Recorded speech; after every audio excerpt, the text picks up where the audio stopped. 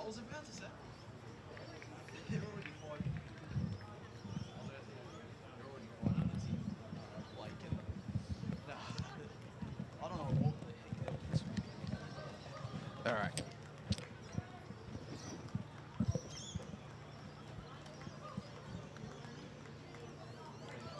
Is that on? That way? That's fine. Yeah. All right. That's right. All right.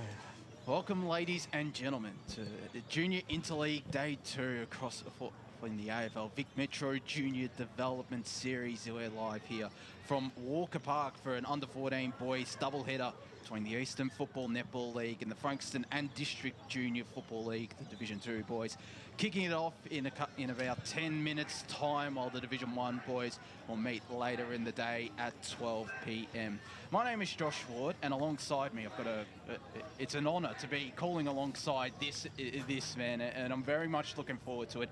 It's one of the doyens of the EFNL Media team, and that is Ray Baird. Good morning to you, Ray. Good morning, Josh, and it's absolutely magnificent to be out here this early on a Saturday morning. I'm glad they didn't get me to kick all the dew off the field, but we'll leave that up to the start of the game. But no, look, a little bit of a crowd starting to gather here, and no doubt as the day goes on and the sun comes through that, particularly for the second game, you would expect more people as well. Yes, certainly. It is. You've got the best young talent on display in the under-14 boys boys across the EFNL and the Frankston and District Junior Football League coming out here today to Walker Park. So if you're around the area, it might not look a picture, but get on down. It's sure to be an exciting game today. Of course, Walker Park isn't the only venue host the EFNL is playing at today. There is action out at Tormore Reserve in the under-15 girls between the EFNL and the Essendon and District Football League. You can catch the stream there on YouTube, along with this stream as well. EFNL Media Manager Ryan Long and Blake Tennant leading the charge out there, or Blake Whispers Tennant, I should say. And of course, I believe the under-15 boys are also facing the Frankston and District Junior Football League under-15 boys as well out of Belvedere Reserve. They also kick off at 10 a.m. and 12 p.m. Of course, they're just one of a few games taking place in the AFL Vic Metro Junior Development Series. But out here, we're just about to have the toss of the coin at Walker Park. It is great being out here at the home of the Mitcham Football Club, and there are a couple of Mitcham boys playing in both the Division 2 and Division 1 sides today for the EFNL. I'm sure they'll enjoy playing out here, but it's one of the best venues to watch footy or call footy from, isn't it, Ray? It certainly is. And one thing I've noticed, which I'm very pleased about, both these jumpers that these two teams are wearing, the numbers on the back are huge. You can see them from way back here. So that's one thing that helps us. And we just go look at those captains. Number 12 for the EFNL was Riley Henderson. Riley Henderson as captain, and number 10 for the Frankston side, Cooper Watson, are the two captains who did the toss. So good luck to both teams today. And both these sides, I think that it's under 14s. That's a great age group, I reckon, to watch football, Josh, because they know what football's all about, and no doubt the ball's going to go from end to end really quickly. Yeah, it was the case. I saw the under 14 boys last weekend. They were out at Tormore Reserve, the EFNL, and it certainly was terrific ball movement. These boys, the Division 2 side, got the job done against the YJFL by, I think in the end it was close to 100 points, maybe 99 points. Well, that's close to 100, mate, as close as you can get. Pretty much is 100 points, but it was on full display, and I'm sure it will be out here at Walker Park, because last week there was, of course, the match of the rounds, the women's and the men's match of the rounds took place out here, and there was plenty of quick ball movement on display, and I'm sure it'll be a similar story out here. So there's some boys moving into position. They're kicking to the left of your screen, or to the old scoreboard end. Yep. Frankston kicking to the Maroondah Highway end, or to the right of your screen. Over the years, Josh, I would say that the old scoreboard end at all the games I've seen here at Mitcham, I think that's the scoring end on most days. Yeah, I was about to say, I think that was where most of the goals were kicked last weekend, in last weekend's match of the rounds as well. So I'm sure it'll be a similar story. There is not really too much wind to speak of as well, so that won't play a bit of a factor. But Frankston boys get their final address and move into position. So we're all set out here for the under-14 boys Division 2 clash.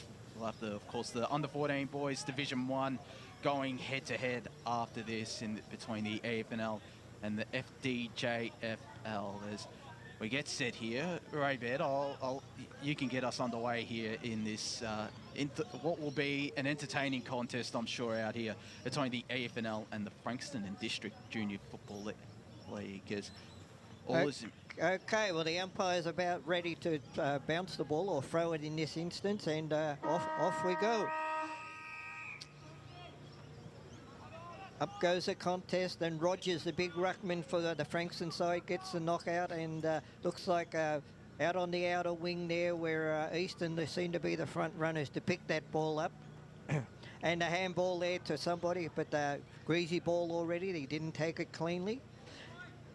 Just going across the midfield there, Easton. They're controlling the ball, and as they get it, and a kick there down the corridor to centre half forward position where the pack goes, and nobody's marked it, and we have a ball up. I think that was maybe Hunter Rowe that was attempting the mark. It was, in fact, Mason Kent, one of the twin towers in that forward line for Easton, as Frankston clear their defensive lines. The strong mark taken right in front of us. There by Joel Dean, goes down the line. It fell short of Jude Cole Meyer, who's under plenty of pressure from the Eastern boys. And he gives away a holding the man free kick, Hunter Thiedemann, the Wantirna South junior. His kick's a very dangerous one. It fell short there of Zach McMillan. Trying to pick it up there was Hudson Ross, but he's wrapped up. Frankston applying a bit of pressure here, and they might escape with this ball. They dig out a handball, but it's all Easton around this. They get a handball out to centre wing on this broadcast side. Frankston have the numbers. On the runway there is Marley Gorell. Gets the kick near 45 out here at Walker Park. At the fall of the ball is Cole Meyer. Sold the candy on one. Got the kick away, but it was smothered. He might get hands on this ball. Handballs it away to Cooper Bruce, who goes to the top of the square. Might bounce through. The bounce didn't favour him in the end. And Easton now have the numbers. They look to keep this ball in front of them. They do really well. But Cole Meyer, he's had plenty of time around the ball in these opening couple of minutes. Sees it out of bounds for a boundary throw-in. Just an unlucky bounce there for the Frankston side. If that ball had kept bouncing truly, that would have gone through for a goal, but that's football.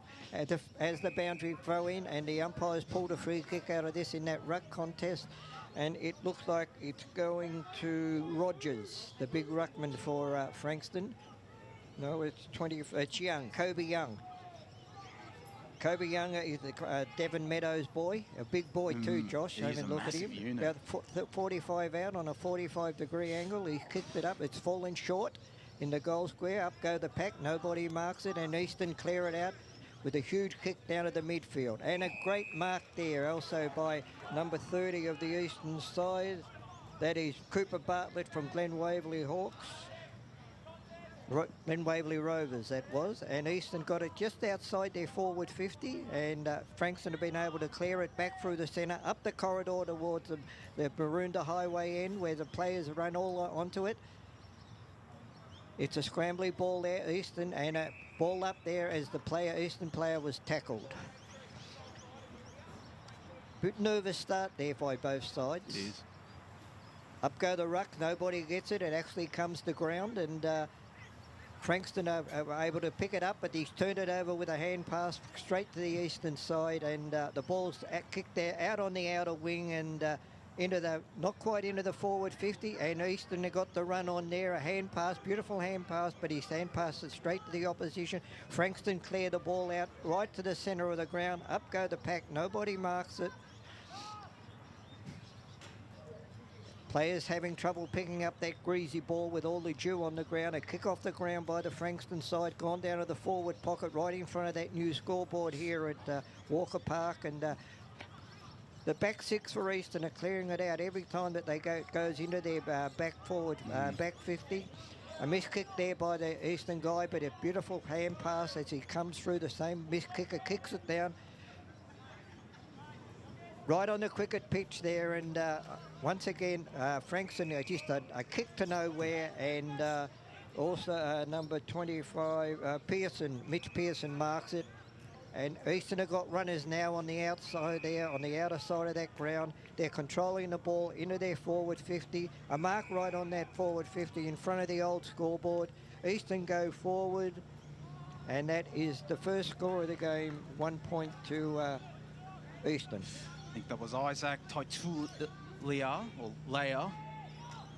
They kicked that behind, so Easton one behind. Frankston yet to score. 4 minutes played here in this first quarter in the Junior Interleague series out here at Walker Park, as Frankston attempt to clear their defensive lines. Couldn't get a kick away there, did Rogers, and it is a free kick.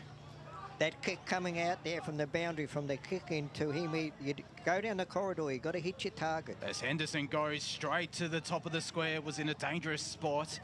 Frankston have the numbers on the ground. They attempt to rush it through there, through Brearley. Easton get a shot on goal, and umpire, is he going to pay it? He has, yes. I think that might have been... That's 47. Mason Kent with the first goal on the board for Easton. Yeah, Mason Kent, the East Ringwood forward. A bit of bad play there by the Frankston side. I reckon they were quite within their rights just to rush that through. It was only like 2 feet out from the goal line. So, but they kept the ball in play, and Eastern were lucky enough to score a goal. So it's 1-1-7 Eastern. Frankston yet to score. Mason King kicked 2 in the opening game out of Tormore Reserve. He's now got another one here. Up go the rucks again. Nobody gets the clear hit out, and the players are fighting there. A big pack there right in the middle, the centre circle. here at Walker Park, and they will have a second ball up. Up it goes again, up go the two rucks. The Eastern got the knockout there, gone out. The clearance has gone to Eastern. Once again, they go down to their forward 50 on that outer side. Nobody can pick the ball up. Eastern hand pass from the pack comes out, and Eastern kick forward into their forward 50 again. And once again, Mason Kent, he's also proving to be a bit of a problem down there for the Frankston side with his height, Josh. He sure is. He's definitely one of the taller ones. Him and Declan Rowe form a pretty formidable duo. Rowe's in the goal square, but it's Mason Kent, who had a hot start early on Wednesday night, or about a week and a half ago. He's having a hot start here, Ray. Yep, it certainly is. The second goal in probably a minute and a half there to Mason Kent, and can always pick him with those pink boots he's got on there, Josh. And I've always said, if you're going to wear coloured boots, you're going to have to play. And he has started the game off really well with 2 quick goals. He certainly has. So Eastern 2-1-13, Frankston yet to score. We've played 6.5 minutes here in this first quarter in the under-14 boys Division 2 clash. They're looking good at the moment, Eastern, after weathering the storm early on from Frankston. Their defence held up well. Now it's their turn to attack to the scoreboard end. As up they go in the middle. No clear winner in that ruck contest. Getting the clearance there, Marley Garrell kicks it to green grass, or dewy grass, I should say. And nearly picking that ball up there was Joel Dean. It's Frankston who managed to scoop a handball out there to Garrell, who started this game pretty well. Goes to the half-forward flank, drop mark. It falls out here to Lucas Kentelmi. Got a handball away, but it was intercepted there by Williamson. Umpire calls play on after it was intercepted by Nathan Hutton. High up and under kick. All Frankston at the fall of the ball and taking the mark there, Cooper Bruce. Edith Aspendale Jr. Inside 45 with a really smart kick. Looking to slowly build this up, Frankston, but they turned it over. It was a one-on-one, and the Eastern won the one-on-one as they clear the defensive lines, and a strong mark taken there. By Cooper Berg from Upper Frenchy Gully. Goes into the middle of the ground because he's got Caleb Fuster. Launches inside 50. Roy nearly took the mark. Frankston again have the numbers at the fall of the ball. Trying to keep it in with the dribbler, Cooper Bartlett. Right, the Eastern team at this stage, Josh, to have the ability to take that ball from the half-back line and get it back into their forward 50, and the pressure's certainly on the back 6 for the Frankston side. Waiting on a boundary throw-in. The boundary umpire was caught way on the wing when that ball went out, but here's another opportunity with this stoppage for Eastern. Up it goes. Oh, the big man, Thiedemann, took it out of the ruck, but he was tackled, and a secondary ball up. It's not clear. Eastern have come with a kick out of the pack. And it marked right on the line, but the Eastern has pushed his opponent in the back, and a free kick will go to the Frankston side. And he puts it out just in front of the visitors' coach's box there, in front of the grandstand here. And once again, the ball is out of bounds. It's Mason Kemp with the spoil. Yeah, it was a great spoil there. The ball is thrown in, up. Free kick, I would say, against Kent in the ruck work, and the big man Rogers from Langwarren gets a free kick. Takes his time, just kicks down the line. There's 2-on-1 here, Eastern's favour. I couldn't quite hold the mark, the Eastern player. That was Henderson, the captain. The ball is hit to the ground. Once again, Eastern get the kick out of the scrummage. Just outside the forward 50, picked up there and kicked into the forward 50. That kick with there was by Cooper Bartlett.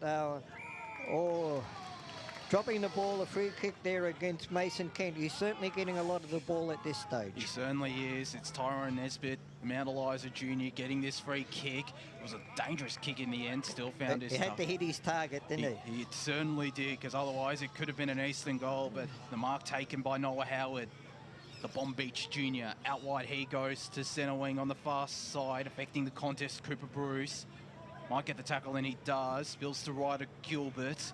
Doesn't go anywhere because Eastern have the numbers. Fuster got a handball out. He might get hands on this ball once again. He doesn't. It's Pearson, the Mitcham Jr., who I'm sure will enjoy playing out here at Walker Park. He's, I believe, one of 2 he is, or one of 3. Riley Frank and Finn Rosthorn, also Mitcham Jr. is playing here at Walker Park, their home ground, so they'll be very familiar with it, as will the coach and the runner. The Division 2 coach is Jesse Wren, the Mitcham co-captain, and the runner is Alex Barnes-Smith. Of course, Mitcham having a good win last week again, and Uren getting the best on ground. As in the meanwhile, inside 50, the Eastern boys go. The mark not dropped there by Mason Kent. Picks up the ground ball. Can't completely control it though, and he's under plenty of pressure from the Frankston boys. Umpire will call for this ball inside Eastern's 45. I really like the work by Kent. Then he dropped the mark, he got the second effort, he handballed it out, it came to ground, he picked it up again, but then was tackled. Up goes the ball up. Frankston are able to clear it from that scrum and kicked it out of bounds right in front of us there in the grandstand here at Walker Park at Mitcham. Now let's hope all ball ends are thrown right in front of us. Yeah, we'll keep the ball on this side of the ground. Up goes the throw in. Both rucks are there. A good tap out there by Rogers, the ruckman there for Frankston. Eastern are able once again to pick up the crumb from the scrummage and a kick inside forward 50 and a good mark there. Taken about 25 metres out, just on a very slight angle. And I think that is, Cooper Burgett from Upper Frenchy Gully again. I think the height inside that forward 50 by Eastern is going to be a problem for the Frankston side. Oh, certainly. And they've taken, 3 or 4 marks right inside, contested marks. And there's no doubt about that. Cooper Burgess from the Upper Frenchy Gully kicks Eastern's third goal there. As I say, Josh, they look a bit too tall when it goes in side forward 50, the Eastern side there. The back 6 also from Frankston, they've been under a lot of pressure so far. They certainly have.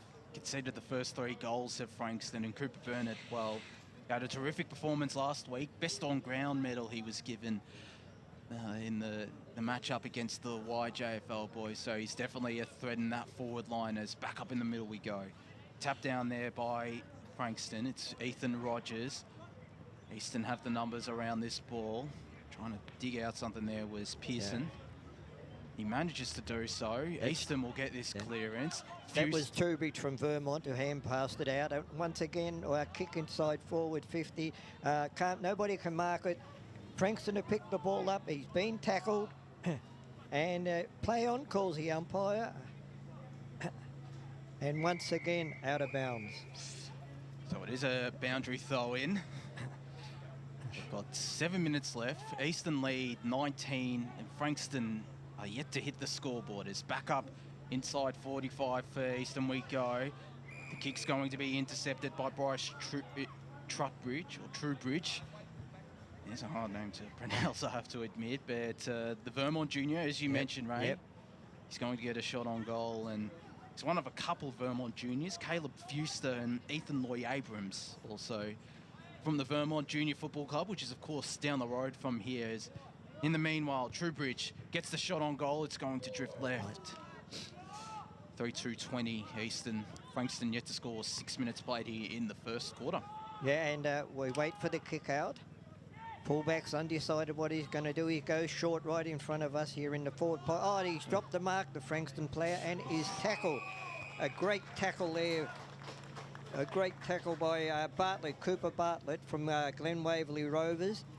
Great tackle. Bad miss there by Cooper Bruce, the EFNL Aspendale player. He should have marked that. Yeah. And he was tackled and incorrect disposal. And as I say, Cooper Bartlett, Glen Waverley Rovers, goes back about 25 metres out on a bit of a tight angle. Makes no doubt about it, straight through the goal. The 4th goal now for the Eastern, just because of a bad mistake there by the player there for Frankston. It's been the story of their day, hasn't it? They've had a couple of errant kicks outside defensive 50, the Frankston boys, so... Just all in all, at this stage, the Eastern seem to be a lot cleaner with their disposal than their handling with the ball. They certainly do. And it's translated onto the scoreboard, 26-0 with 5 minutes left in this first quarter. Back up in the middle we go. The tap down by Kobe Young. Frankston get a clearance. To the half-forward flank they go, and it was a really smart tap forward. A quick handball there by Taj Davey. Couldn't find anyone, and umpire will call for it inside 45. For Frankston, who wouldn't mind a goal here just to peg back or stem the bleeding. But after the last couple of minutes. It's Easton who cleared their defensive lines. Fuster had a bit of the ball the last couple of minutes, goes to centre wing on this broadcast side. Mark dropped, picking up the crumbs there. That was Bartlett who goes inside 50, looking for his teammate. And that one was Hudson Ross, turns it over. Frankston in turn turned it over to Thomas Walker, the Bayswater junior, inside 50. Okay. He goes. Intercept mark taken by the big ruckman, Kobe Young, in the hole. He's doing a great job there, Kobe Young. He's winning the hit-outs, and he's taking a few marks around the ground. He's gone to the outer side there on the wing, and it looks like it's going to be a ball up. No, the umpire's called played on. East have come away with the ball. Once again, a kick into the forward 50. That was just luck, being man in front. Cooper Bartlett has marked about 40 metres out and on a slight angle. And I think he would get the distance from here. He goes back and lines them up. Off he goes. And yes, Cooper Bartlett's kicked his second Glen Waverley Rovers player there. And is there anyone else in that side, Josh, you can see from Glen Waverley Rovers? I think he's the only one at this stage. I think he is. Yeah. There might be one. Yeah, he's done well with 2 goals. There is another in the Division 1 side in Archie Lay, but they're the only 2 boys from Glen Waverley Rovers to be playing in the Junior Interleague. And that's good that they're without a senior club, you know, they're playing in the Junior Interleague.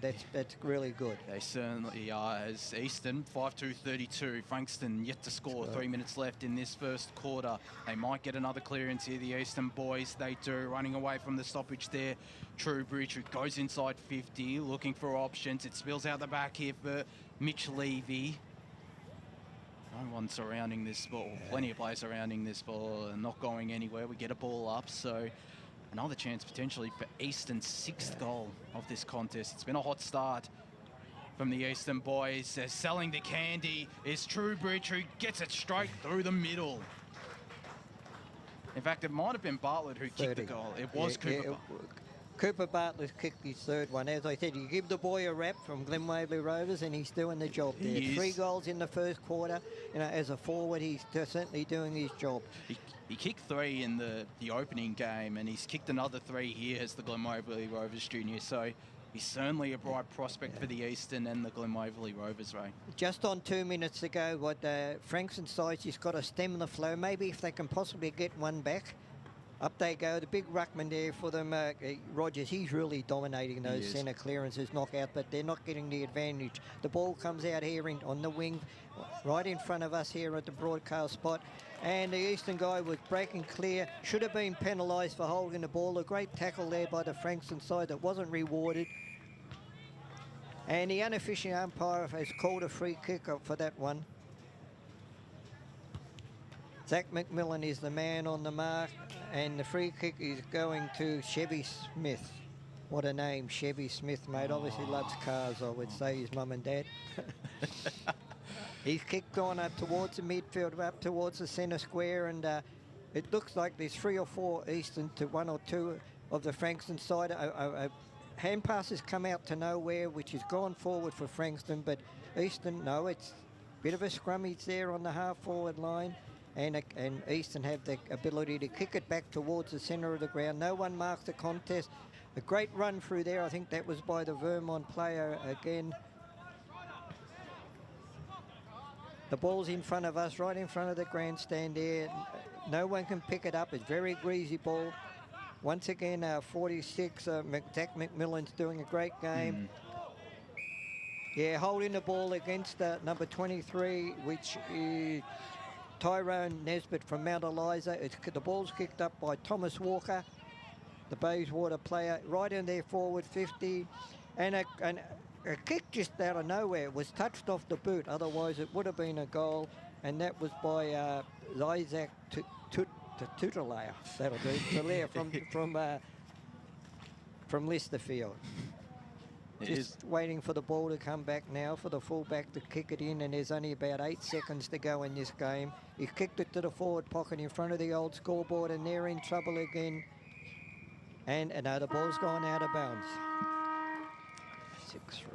And that is a great quarter there by Eastern. They were a lot cleaner with the ball, and Credit goes to Frankston. They were able to get the ball into their forward 50 on occasions, and one unlucky bounce, though, otherwise they would have had a goal. They certainly would have. They definitely had the territory early on, but it's been all Eastern for the final 15 minutes of that first quarter. They lead 6-3-39. Frankston yet to hit the impact the scoreboard at quarter time. We're going to go to a quick break here. When we return, we're going to bring you the second quarter of action out here in the under-14 boys Division 2 clash between the EFNL and FDJFL.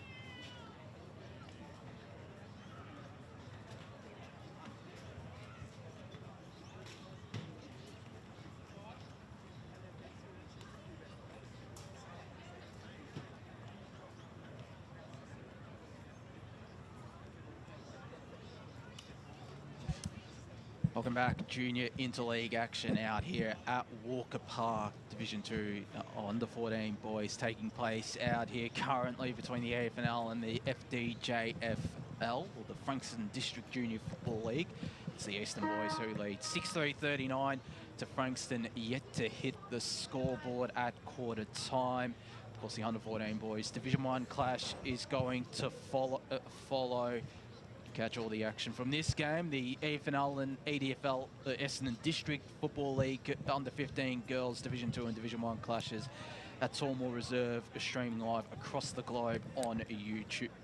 And of course, later on, there is the Eastland match of the round between Noble Park and Blue and the traditional standalone King's Birthday clash out there at the Pat Wright Senior Oval, streaming live Facebook, YouTube, and on 98.1 Radio Eastern FM. For now, though, It's been all Eastern in the first quarter. The goal kickers, Cooper Bartlett with 3, Mason Kemp with 2, Cooper Burnett with 1. Frankston yet to have any goal kickers in that first quarter, but they do have the old scoreboard end, which, as you mentioned, Ray, in that first quarter is usually the scoring end, so it'll be interesting to see if they can bounce back, what changes the Frankston and District boys can make as well in this second quarter as well. Look, if they're doing well at the centre stoppages, the Frankston side, the big ruckman there, he's so much taller, Ethan Rogers. He's so much taller. He's getting the knockout, but Eastern have the ability to get the clearance and move it out of there. Josh, we're just talking off edge. This crowd's building right now on the outer side. There's cars everywhere. People are starting to arrive, not only for this game, but the game that follows that in the Division 1. And we'll just say, I hope the Frankston side now can get a couple of early goals and really get back into this game. And there's many different colours as well as we get set for the second quarter out here at Walker Park between the EFNL and the FDJFL. It's Easton with the tap down there through Hudson Ross, and the clearance there through Ross as well. Inside 50, couldn't take the mark. I think that was Declan Rowe who dropped the mark. He tries to get the tap forward, applying some good pressure there. Ball trickles out of bounds on the far side. You are right, there's many different colours out here.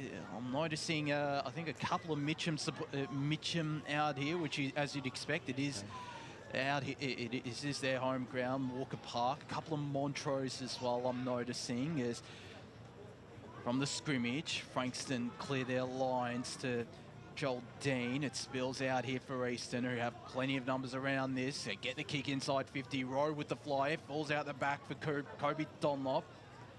Frankston in it to turn it over. Kick was smothered. Rowe went up in the air, but he was miles too early, otherwise he would have marked that. As the intercept mark is nearly taken there by Hunter Thiedemann. Tries to keep it in front of him. He doesn't. Plenty of players surrounding this. It's Thiedemann who manages to dig a kick out. If it gets into the hands of Cooper Burnett, who gives away the push in the back. Free kick, or there's a play down. In fact, I think there is an Eastern player down. I don't know who it is. Oh, it might be Frankston, actually. Is it? Oh, okay. I was about... Oh, no, it is actually Eastern. It is actually Eastern. I'm not 100% sure. Was that going back to that big marking contest? It might have been. He went up very early, and he was sort of back on the ground when the others were going up, and we just followed the ball. I think it could have been that, Josh. It wouldn't have surprised me, because that was the area where the big marking contest... it was right there, and he's coming off now, hobbling up. He's certainly got a leg. Look, it could be an ankle or something. The trainer's walking him off the field. They're just holding up. The new players come on over there to the contest. It looks like there's a little less pressure on that left leg, so maybe it's that left ankle or somewhere around the leg. But we're not experts here in the EFNL Media. There was a ball up right on the end of the 10-metre square, and Frankston have been able to kick the ball out of that scrummage right under the new scoreboard there in the forward pocket. Once again, the ball comes back forward, just an errant kick just to the goal square. Nothing much going on there. A lot of players around the ball. Nobody can pick it up. Frankston have picked it up with a hand pass out, and once again, the big ruckman Young has kicked it down to centre half back for the Frankston side, but Eastern once again have picked it up. Once again, an errant kick, turned it over. Frankston have kicked it out to the wing, where there looks to be 3-on-1 out there in Eastern's favour, and they certainly worked it because they just hand passed between themselves, and a kick gone up to the half-forward flank there. Eastern dropped the mark, but as play on, they picked it up as a hand pass. An Eastern player is running towards the goal, kicked it towards centre half forward. A great intercept mark by the Frankston player there, and kicked it out right to the centre of the ground. But unfortunately, it's been a turnover and an intercept mark there by the Eastern player. He kicked it to a lead. Nobody can mark the ball. Frankston once again are in the front position. He's gone to ground. He's handballed it to nobody.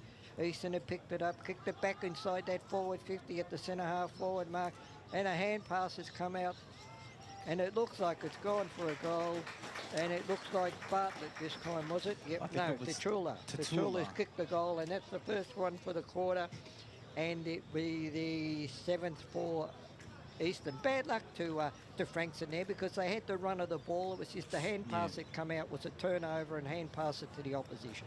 So Eastern 7-3-45. Frankston yet to score. 4 minutes played here in this second quarter. Just on Cooper Bartlett, it was him that had that ankle injury, or had that injury, but he looks like he's back he up. went up twice as high as anybody else, but he was half an hour too early. He was. I think we're just... There is another injured player out on the far side for Frankston with a trainer out there. I was about to say, maybe that was why the ball was being held up. But Frankston win this hit out. It's Easton again with another clearance, though. They're reading the taps well. Fuster tapped it forward. It's turned over, though, and getting the clearing kick. Harry Gallagher goes into the middle of the ground. This is what they need to do, Frankston. A smart handball there by Elijah Merchant. Inside 50, he goes. Intercept mark taken. Again, holding up well in defence. Now the Eastern Football Netball League as they go. Short kick straight into the corridor. Mark is taken as they look to move this ball quickly, because they've got a man all by himself, and with front position, Jordan Stepanovic, the North Ringwood junior, set sails inside 50. Fuster coming in from the side, did really well. He's still on hands and knees as the handball away there was an error and one by Levy, turns it over. Frankston in turn immediately turn it over, and it's Hunter Thiedemann. Been solid in defence, not just this game, but last game as well. His kick wasn't the greatest one, invites the Frankston pressure. Umpire was circling, was about to call holding the ball free kick there, I reckon, but it's Levy who manages to get the ball out, and we'll get this ball tossed back into play right near the EFNL interchange bench. We've played 5.5 minutes, second quarter. Eastern lead 45-0, Rain. And the ball's thrown in, up go the rucks. A big ruckman again, Younger knocked it down towards Frankston's favour. Bit of a scrummage there. The Eastern players tackled, and the umpires called play on. And the ball's come again, hand pass there by the Frankston player and his teammate who's kicked it out. Look, the back six in this quarter for Frankston have been very good, except they've turned the ball over. When they've come out of that defensive 50, they've kicked straight to the Eastern opposition, who have got a wall across that half-back line. I was about to say, they're looking like it's just that... Flynn Pascoe from Heathmont kicked that up from that out of bounds on the full. Bit of a throw there against the Eastern side, and the free kick goes to Frankston, and that is Lucas Tonkin from Karen Patterson Lakes. The ball's gone just inside the forward 50 for Frankston, and there's been a free kick given away for holding the man without the ball. The ball's kicked out to that outer wing where and Eastern have got the run. They've marked, they've carried on, they kicked it down in front of that new scoreboard.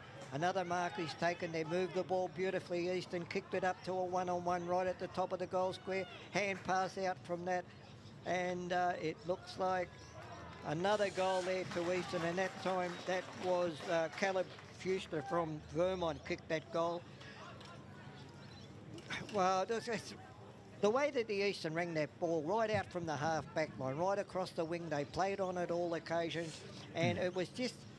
if the Frankston side, there was contested marks, but they're just not hanging on to those marks. They certainly aren't. It's almost Mitcham-esque, the way that the Eastern boys are playing. Because as I mentioned, Jesse Uren as the coach, so maybe he's implemented that, just looking to move the ball along as quickly as possible, and it's paid dividends. They're out to a 51-point lead, 7.5 minutes into this second quarter, against the Frankston and District Junior Football League under-14 boys. There's the big fly there from Ethan Rogers. Couldn't get a tap down though. Applies the tackle. Umpire pings the throw there on Eastern, and I was going to say Rogers getting the free kick, but it's his teammate that does. Everyone's back into that forward 50 though. They need to spread them out a bit. As Tonkin goes short to Harry Gallagher. Looking for players to spread. He's got a man one out in Kobe Young. He gets this handball back. As they turn it over, they nearly mess it up. Do Frankston, they might mess it up now because Eastern applying really good pressure. Kick away there from Thomas Walker, spills out of bounds. They did mess it up, but I like what they were trying to do. He had the mark, he short kicked it, he come back, he got the hand pass received. They're just trying to do something and create a bit of run. They certainly are. They're not being allowed to do that though, the Frankston boys. The Eastern pressure has been really strong. Might have been too strong there, the tackle there, but umpire called play on after that Agnew tackle. Leaston moved this ball forward, looking there for Mason Kent. It spills out the back. Burnett got pace to burn. He couldn't completely control the ball though, and umpire is going to give a high free kick to the Frankston boys, and it's going to go in the direction there of McPherson, who's called back on his mark, was very eager to play on there. Yeah. He wanted to get off his mark, but he's got a handball receive option now with Noah Howard. Nearly an errand one, but still receives this ball. Down the line he goes. Big pack forms. Easton see it out of bounds. That was Mason Agnew, and we'll get this ball tossed in, far side, centre wing. Yeah, look, I think they obviously had a message from the coast at quarter time, the Frankston side. Play on at all costs, because that's what they're trying to do. The ball in on the outer wing there, and nobody got the clear knockdown. It's gone to ground. A whole lot of players kick off the ground by the Frankston. Another kick off the ground by the Frankston player. It's gone just inside the forward 50 for Frankston. Just inside, down the corridor. A good hand pass there by number 2. Another 2. And that is a great goal. Did you pick up who kicked it, Josh? I think it might have been 16, Cameron 16, Butner. yeah. Butner. But all the credit goes to Tyler Hughes there. He's only, a little, probably the smallest player on the ground. He had 2 clear hand passes to his teammates, and he was one that created that goal. He certainly did. Frankston hit the scoreboard for the first time today. 1 straight 6. Back down to a 45-point margin. 8-3, 51 Eastern. Halfway through this second quarter, the under-14 boys Division 2 clash out here between the EFNL and the FDJFL. Back up in the middle of Walker Park we go. No clear winner in that ruck contest. It spills out now to Frankston, and Cooper Bruce with the kick inside 50. Smart tap forward there from Ryder Gilbert, who was nearly taken out of it. Umpire called play on. Eastern have plenty of numbers surrounding this. It's Gilbert who was nearly taken high. Umpire will call for it right in front of the Parenti paving signage, and of course Parenti is a familiar name to many Mitcham faithful. As ball tossed back up, there's ball not going too far though, and we'll get this tossed up just outside the 45-metre arc out here at Walker Park. As up they go again. It's Easton with the tap down. The tap forward there by Bruce. Didn't go anywhere though. Frankston man is wrapped up, and this ball will be tossed up once again, same spot. So we haven't moved too far in the last minute. 8.5 minutes left in this second quarter as Fuster with the clearance. Frankston man couldn't take the mark. It falls out here to them. But digging his way out of trouble there. I think that was Mitch Pearson, managed to get a handball away and apply the tackle. Plenty of players surrounding this, and it's not going anywhere, although Rowe did really well. Managed to just take it out himself. It's going to be a ball up inside 45 for Easton. Yeah, one thing I like about Frankston this quarter, they're making Easton fight for every possession. Up it goes, a kick by the Frankston player back to the centre of the ground. Nobody can get the ball. Picked up and hand pass to a teammate by Easton, and the kick's gone back to the cricket pitch area. 2 or 3 Eastern players there. An errant hand pass went straight to the opposition, and his kick was smothered. Nobody's able to pick the ball up with a whole lot of players around the contest there, and the umpire has called for a bounce or a ball up in our instance. Up it goes there. The Eastern player got the hit out there. A lot of players around the ball, a couple of hand passes there. One's come out to the Eastern, and that kick has been missed. Nobody can get the clearance. Finally a clearance by the Frankston player, but he was tackled as he kicked it, and it's gone out of bounds just inside the centre wing area on the outer side for the Frankston side, kicking towards the Maroondah Highway end. The ball's thrown in. Up go the ruck contest. Once again, Frankston, they're able to get the ball through Joel Dean. He kicked the ball down the wing again. Nobody's able to mark it. Easton picked it up. Been tackled.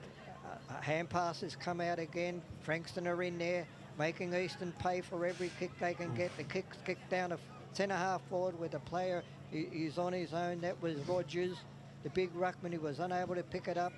Lots of players around, and a free kick has been come out of it for a tackle when not in possession of the ball, and the free kick will go to Frankston.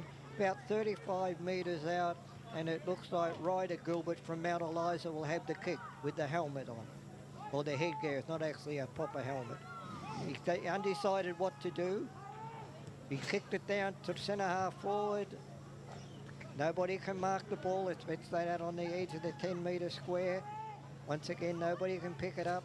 Eastern hand pass it to man clear. Another hand pass down the corridor. Oh, he had a long time to get rid of that. Ooh. Well, they were stiff there, I thought, Frankston. I thought he should have been held for holding the ball, that Eastern player running out of defence there.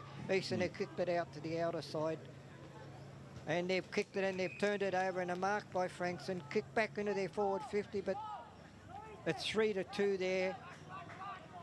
They've cleared it out again, out in front of us here, in front of the grandstand, where there's been a mark by Zach McMillan from South Croydon. He's kicked it up the wing to a contest. Nobody's able to mark it. Easton pick it up. Tackle with the ball by both players, and the umpire's called for another stoppage right in front of us on the centre wing. So, I like the way, as I said, the Frankstons really making Eastern work for the ball this quarter. Knock out again by the ruck from, and it's gone out of bounds. Rogers and Young in the ruck, they've really won. I thought they won the ruck contest here today, but they're not capitalising what the smaller midfielders. They are. So here come Eastern. Clearance there from the captain, Riley Henderson. Burnett just came charging through and gets the free kick. The Upper Ferntree Gully Junior and the best on ground in the Division 2 boys win last Wednesday night. Well, the Wednesday night prior out at Tormore Reserve against the YJFL. Kick inside 50. It falls out here and running onto it is Bartlett, who's come back onto the ground after that scare before. Incorrect disposal. And the free kick going there to Marley Garrell. Been impressed with this game, the Mount Eliza Junior, as he goes down the line. Try to find Tahaka, couldn't take the mark. Eastern have the numbers at the fall of this ball. They just misread it though. They still win out, do the Eastern boys, although in saying that, Frankston forced the turnover. To true centre half back they go. They turn it over in turn, and Taitul Leia goes deeper inside 45. Getting the shot away there was Levy. It's a high up and under one, and taking the mark in the end. That was Cooper Burnett as he plays on, and he's hand passed it. He's 2 metres out on a slight angle. He's hand passed it to the centre of square, and that kick was smothered. Got off the hook a little bit there, Langston, in that one. Dodged the bullet, as they say. Yeah, he certainly did. That was a chance gone begging for Eastern, Ray. Kick down line on the outer wing there. Eastern had picked it up, kicked it back there to and it's gone out of bounds right beside the point post over there in front of the new grand scoreboard on the Maroondah Highway end of the field. I have to admit, the new scoreboard actually looks pretty good. I still prefer the old scoreboard, which isn't in action today, but looks pretty good, I have to admit. They're going to have the umpires call for a secondary throw-in then, because he wasn't quite the best throw-in. The boundary umpire shrugged his, he thought it was all right, but the umpire's got him doing it again. Up goes the ball. Off the pack crumb there by a Eastern player, but he was smothered with the kick. Nobody can pick it up. The umpires call for a ball up. There's so many players around that stoppage. It's about 8 metres out, right in front of the Eastern goal. Oh, he's paid a free kick, the umpire, for holding the man without the ball to Eastern. As I said, he's only a few metres out. And who is that, Josh? Kobe Dunlop, Montrose Junior. Okay. And he has kicked the goal. So for all of Frankston's hard work, it looks like they're most likely going to lose this quarter. They have stemmed the bleeding though. Yeah, they have stemmed the bleeding, and they've made it really hard for Eastern. But what I've noticed is that when the ball's on the ground, Eastern have the ability to pick it up very cleanly. Frankston are fumbling that pickup. And by the time they fumbled it or so, the Eastern players are able to come back in and contest it. Yeah, it's almost like a hive. They're swarming on the ball whenever it's fumbled by Frankston. It's back up in the middle we go. Ross got it down to McMillan. Onto his trusty left boot, he goes to the half-forward flank, far side.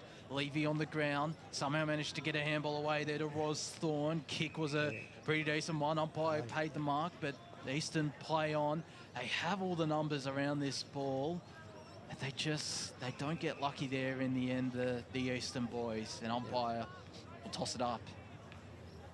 Deep inside, Eastern's attacking 45.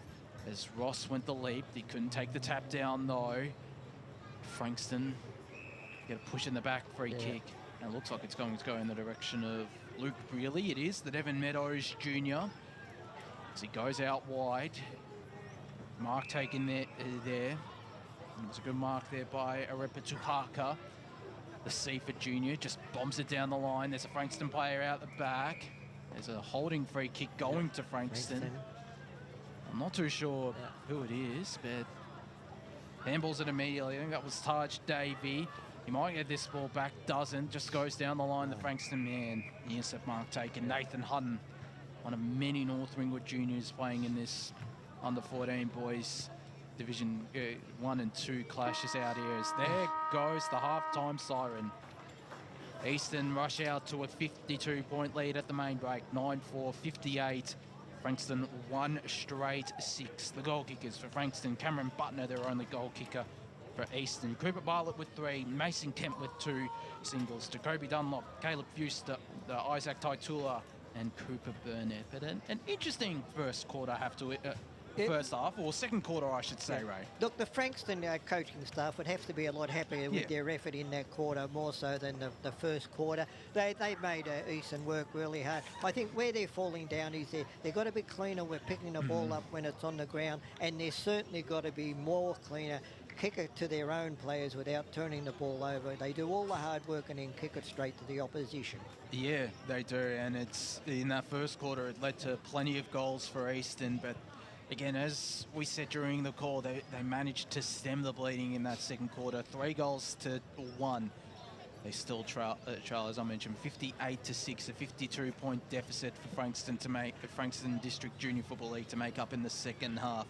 When we come back, we'll bring you the third quarter of action out here between the EFNL and FDJFL Under-14 Boys Division 2 game.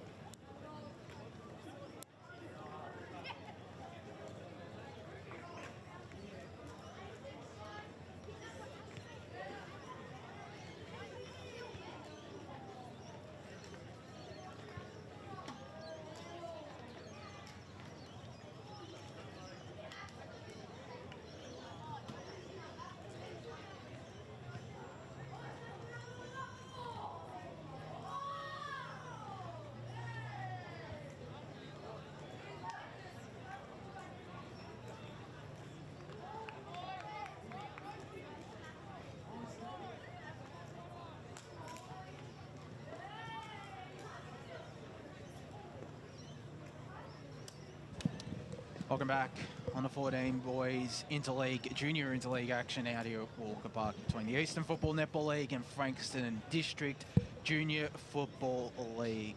Josh Wood here alongside Ray Baird out here at Walker Park, the Division 2 clash taking place.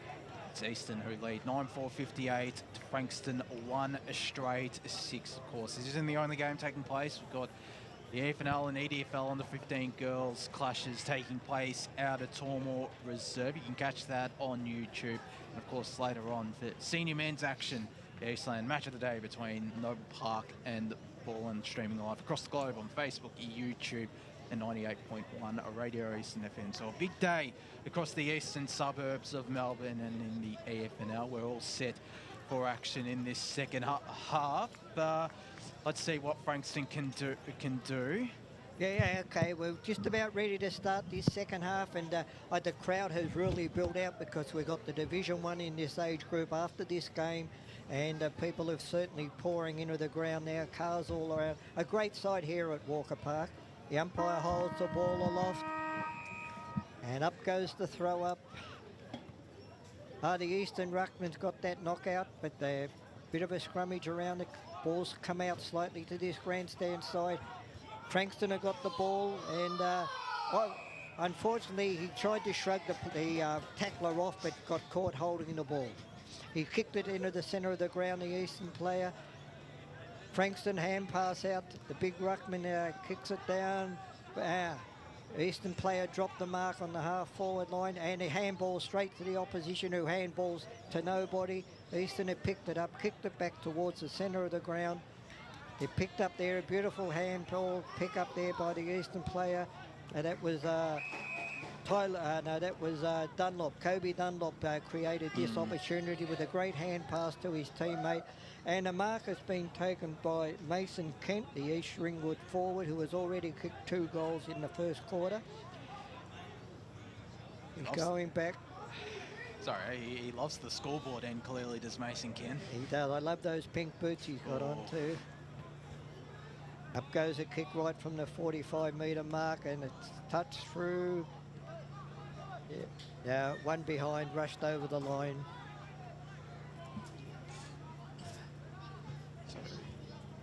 Frankston with the kick in. We've just been told that Repetu Harker had a shoulder concern. He's getting it strapped up and will come back onto the ground. Oh, that's a great mark. And it is a really great mark. That mark taken there. I think it might be Taj Davey. The Frankston YCW junior kick was a very dangerous one, and it's cut off. The Eastern captain, Riley Henderson, goes inside 50 to the hot spot. No mark taken. Fuster around this ball, applied the tackle, but Frankston clear it. The kick there by Cooper Bruce. Tried to find his teammate, but couldn't. Did really well there, did Mason Agnew. Got past a couple, triples it home. Mason Agnew with his first. Eastern with their 10th, 10-5-65. Frankston 1 straight 6. 2 minutes of play here in this third quarter in the under-14 boys Division 2 clash. Yeah, a great goal there by Mason Agnew, the Croydon player. He was the only one that really wanted that ball. Yeah. He comes smashing through the pack, picked it up cleanly, and kicked it over his teammate's head, who was standing in the goal square. But no, a great goal there by the Croydon player there. Not the start that Frankston wanted.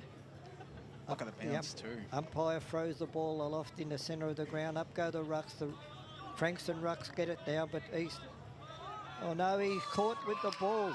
The Frankston player was clear of that centre stoppage, but he was tackled there. A great tackle there by the Vermont player, Caleb Fuster, who kicks it down inside their forward 50, straight down the corridor. Frankston are able to kick the ball out to that outer wing there, but straight once again, another turnover to Eastern. Eastern kick it back outside the 50 on that outer side, but a mark there. The player that just came on the ground there, I know Isaac Tatula kicks it down to the end of the top of the goal square, just inside of the old scoreboard, and 1 point to Eastern. 66 plays 6, 10 straight kicks in this game. We've got a score update from the under-15 girls Division 2 clash. Eastern also leading that game comfortably against the EDFL, 51-0 out there at Tormore Reserve. So a good start from the under 15 girls as Frankston clear their defensive lines. The tap forward there by Tyrone Nesbitt. It spills out in Easton's favour. The handball by Thiedemann. Found his teammate but was under plenty of pressure. It's Chevy Smith. Goes to centre wing on this broadcast side. The mark drop, but picked up by Easton. Short chipping ball to the half-forward flank as the tackle applied there by Mason Agnew. Looks like he's been swung up forward, or in fact it's... Lucky to get that free kick, Josh. He ducked his head into it. You've got to be fair. Yeah, it is anyway, unfortunate. Yep. Okay, the ball's kicked into about 40 metres out, right in the corridor. The Eastern forward 50. It's picked up and kicked forward. Nobody can mark it. The ball's gone to ground. Frankston kick it out slightly, but Eastern hand pass back in. No, it's Frankston who kicked the ball out right on the edge of the 45-metre. Players go for it. Nobody can mark it. The hand passes come out great. A bit of shepherd there by a Frankston teammate, while the player who's picked it up has kicked it out on the full again. And a free kick to number 36, who is Supanovic, the North Ringwood player. He kicked it to the inside the corridor where there's a mark there to the captain, Riley Henderson from Listerfield. He kicked the short one, picked up there. Henderson again picked it up and miskicked, check side kicked, and it's just missed the goalpost through again for another behind. Eastern 10-7, 67 to Frankston, 1 goal, 6. The kick-out's gone to the outer side there. 2 players go for it. Nobody can mark it. Hand pass there by the Frankston player, but the ball's gone out of bounds. In the forward pocket out there in front of the old scoreboard. Up goes the throw in. Eastern, a great tap over the back. They pick it up, the ruckman who tapped that over the back, who was Ross from South Croydon. He actually tapped the ball over the back. His teammate missed it. He picked it up himself, but he's gone and kicked it out of bounds again. So another throw in nearly the same spot. Up it goes again, another knockout there by Ross. Easton have picked up the crumbs. Hand pass, 2 hand passes. Have got a player in to clear and a left foot kick and the player in to clear. And that was number 25, Mitch Pearson from the Mitcham Footy Club, has kicked the goal. Once again, the ascendancy of the Eastern player. There always seems to have 2 or 3 options around the contest. They do. They're getting numbers to the contest really well and spreading from it. And sometimes they're getting it in quick, but even when they're not getting it in quick, they've still got players on the ground inside forward 50. So they still not make it. It's slightly easier this quarter for Eastern compared to that second quarter, but still good pressure applied by Frankston. 73-6. 13 minutes left in this third quarter. As bursting away from the stoppage was Henderson. Got it out to Walker. Looping handball over the top finds Mason Agnew. Goes inside 50 to the hot spot. The mark not taken there. Falls on the ground for Ross. Gets the shot away to the left. Right. 74 plays 6. 7 minutes gone here in this third quarter between the EFNL and FDJFL under-14 boys. Division 2, of course, the Division 1 under-14 boys to follow. As here comes the kick in there by Marley Garrell, been one of Frankston's best. Far side he goes. Found a teammate. Our teammate there was Lucas Tonkin. Likes to go the short chipping pool. Slightly lateral and a very dangerous kick at that. Will it be turned over in Easton's favour? Plenty of players surrounding this ball now, and umpire will call for it. Half-forward flank just outside the 45-metre arcs out here. Heading towards the old scoreboard end. Yeah, up goes the bounce up. Nobody can get clear. Easton have picked it up, but get tackled. Once again, a lot of players around there, and the umpire has called for another stoppage. Right on the centre square on the outer side there towards the old scoreboard end. Up goes the ruckman, hit out by Easton, but picked up there by the Frankston player. His kick has gone virtually nowhere. Easton have picked it up, kicked it down the corridor into the forward 50. No one can mark it. Great effort there by the Frankston player clearing that ball out. It's just right on the edge of the forward 50, just on the outer side. Easton have gone forward again, 30 metres out, hand pass by Frankston. It's 2 hand passes by Frankston. They've got control of the ball, but they're under a lot of pressure there.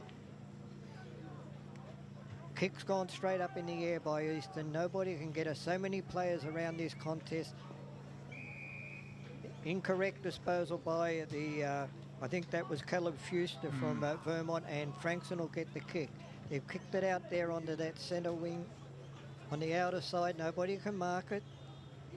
Ball's gone to ground, and once again, another stoppage. You can see what Frankston are trying to do, Josh. They're trying to avoid kicking the ball down the line because they've just been outmarked by the bigger side.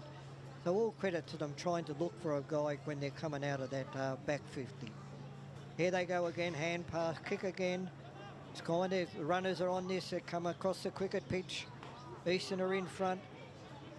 Hand pass from his teammate. He's kicked it forward. Now there's another Easton player right on his own. So much room. He's kicked it from straight outside the thrower, and that's a goal, and that has gone to Caleb Fuster, has kicked his second, the first for this quarter.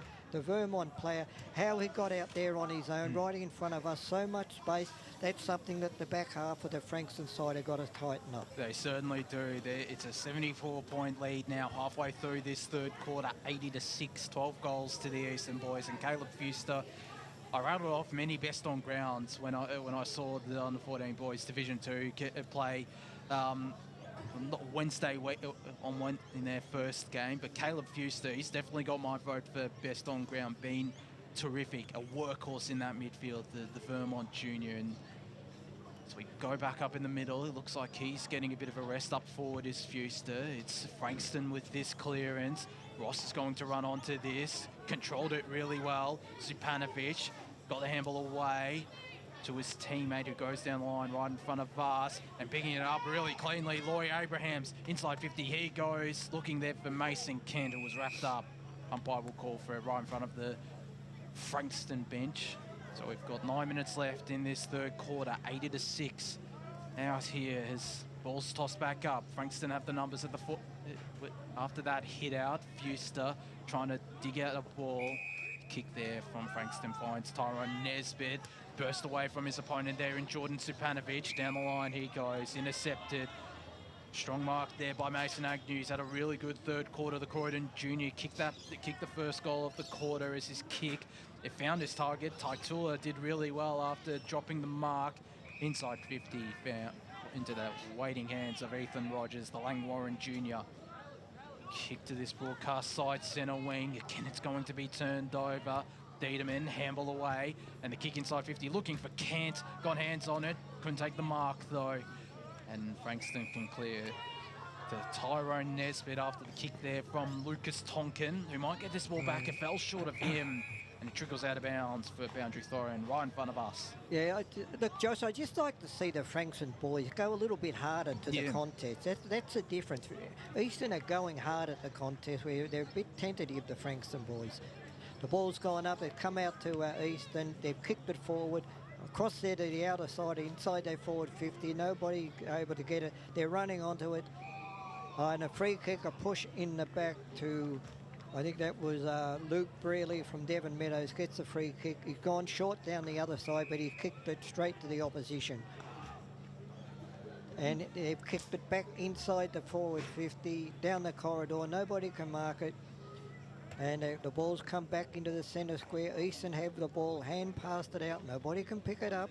Once again, Eastern have the ball again, gone back inside the forward 50. And it is out of bounds, right in front of the big light tower, right beside the old scoreboard. And it will be a boundary throw-in. The ball is thrown up there. Nobody can get the clear knockout. Handball by the Frankston side, kicked by the big ruckman there in Rogers, but it was a missed kick.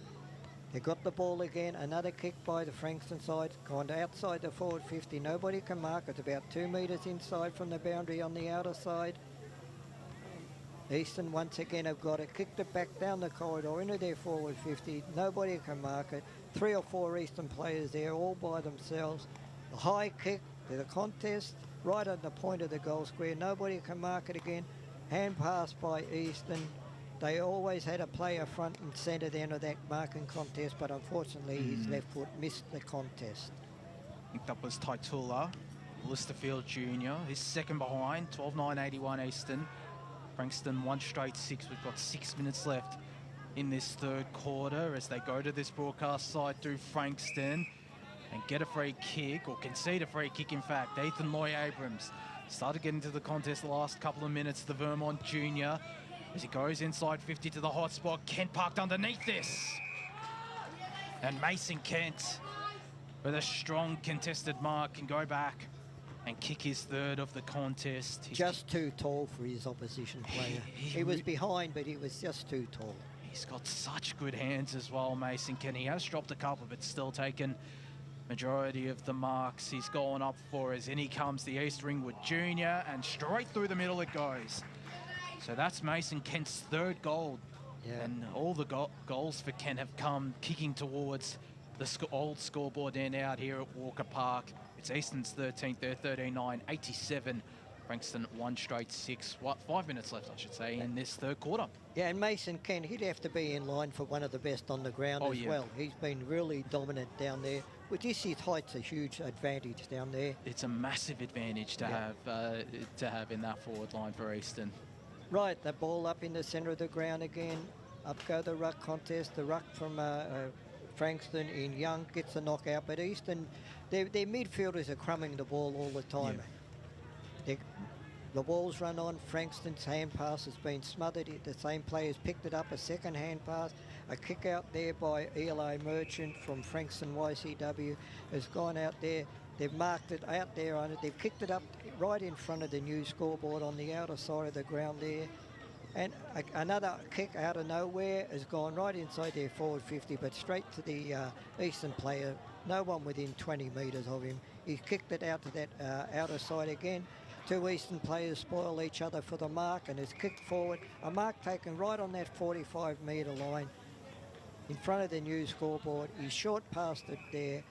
That was good vision. Lowered his eyes. He knew that if he bombed the ball into the square, they were going to be outmarked.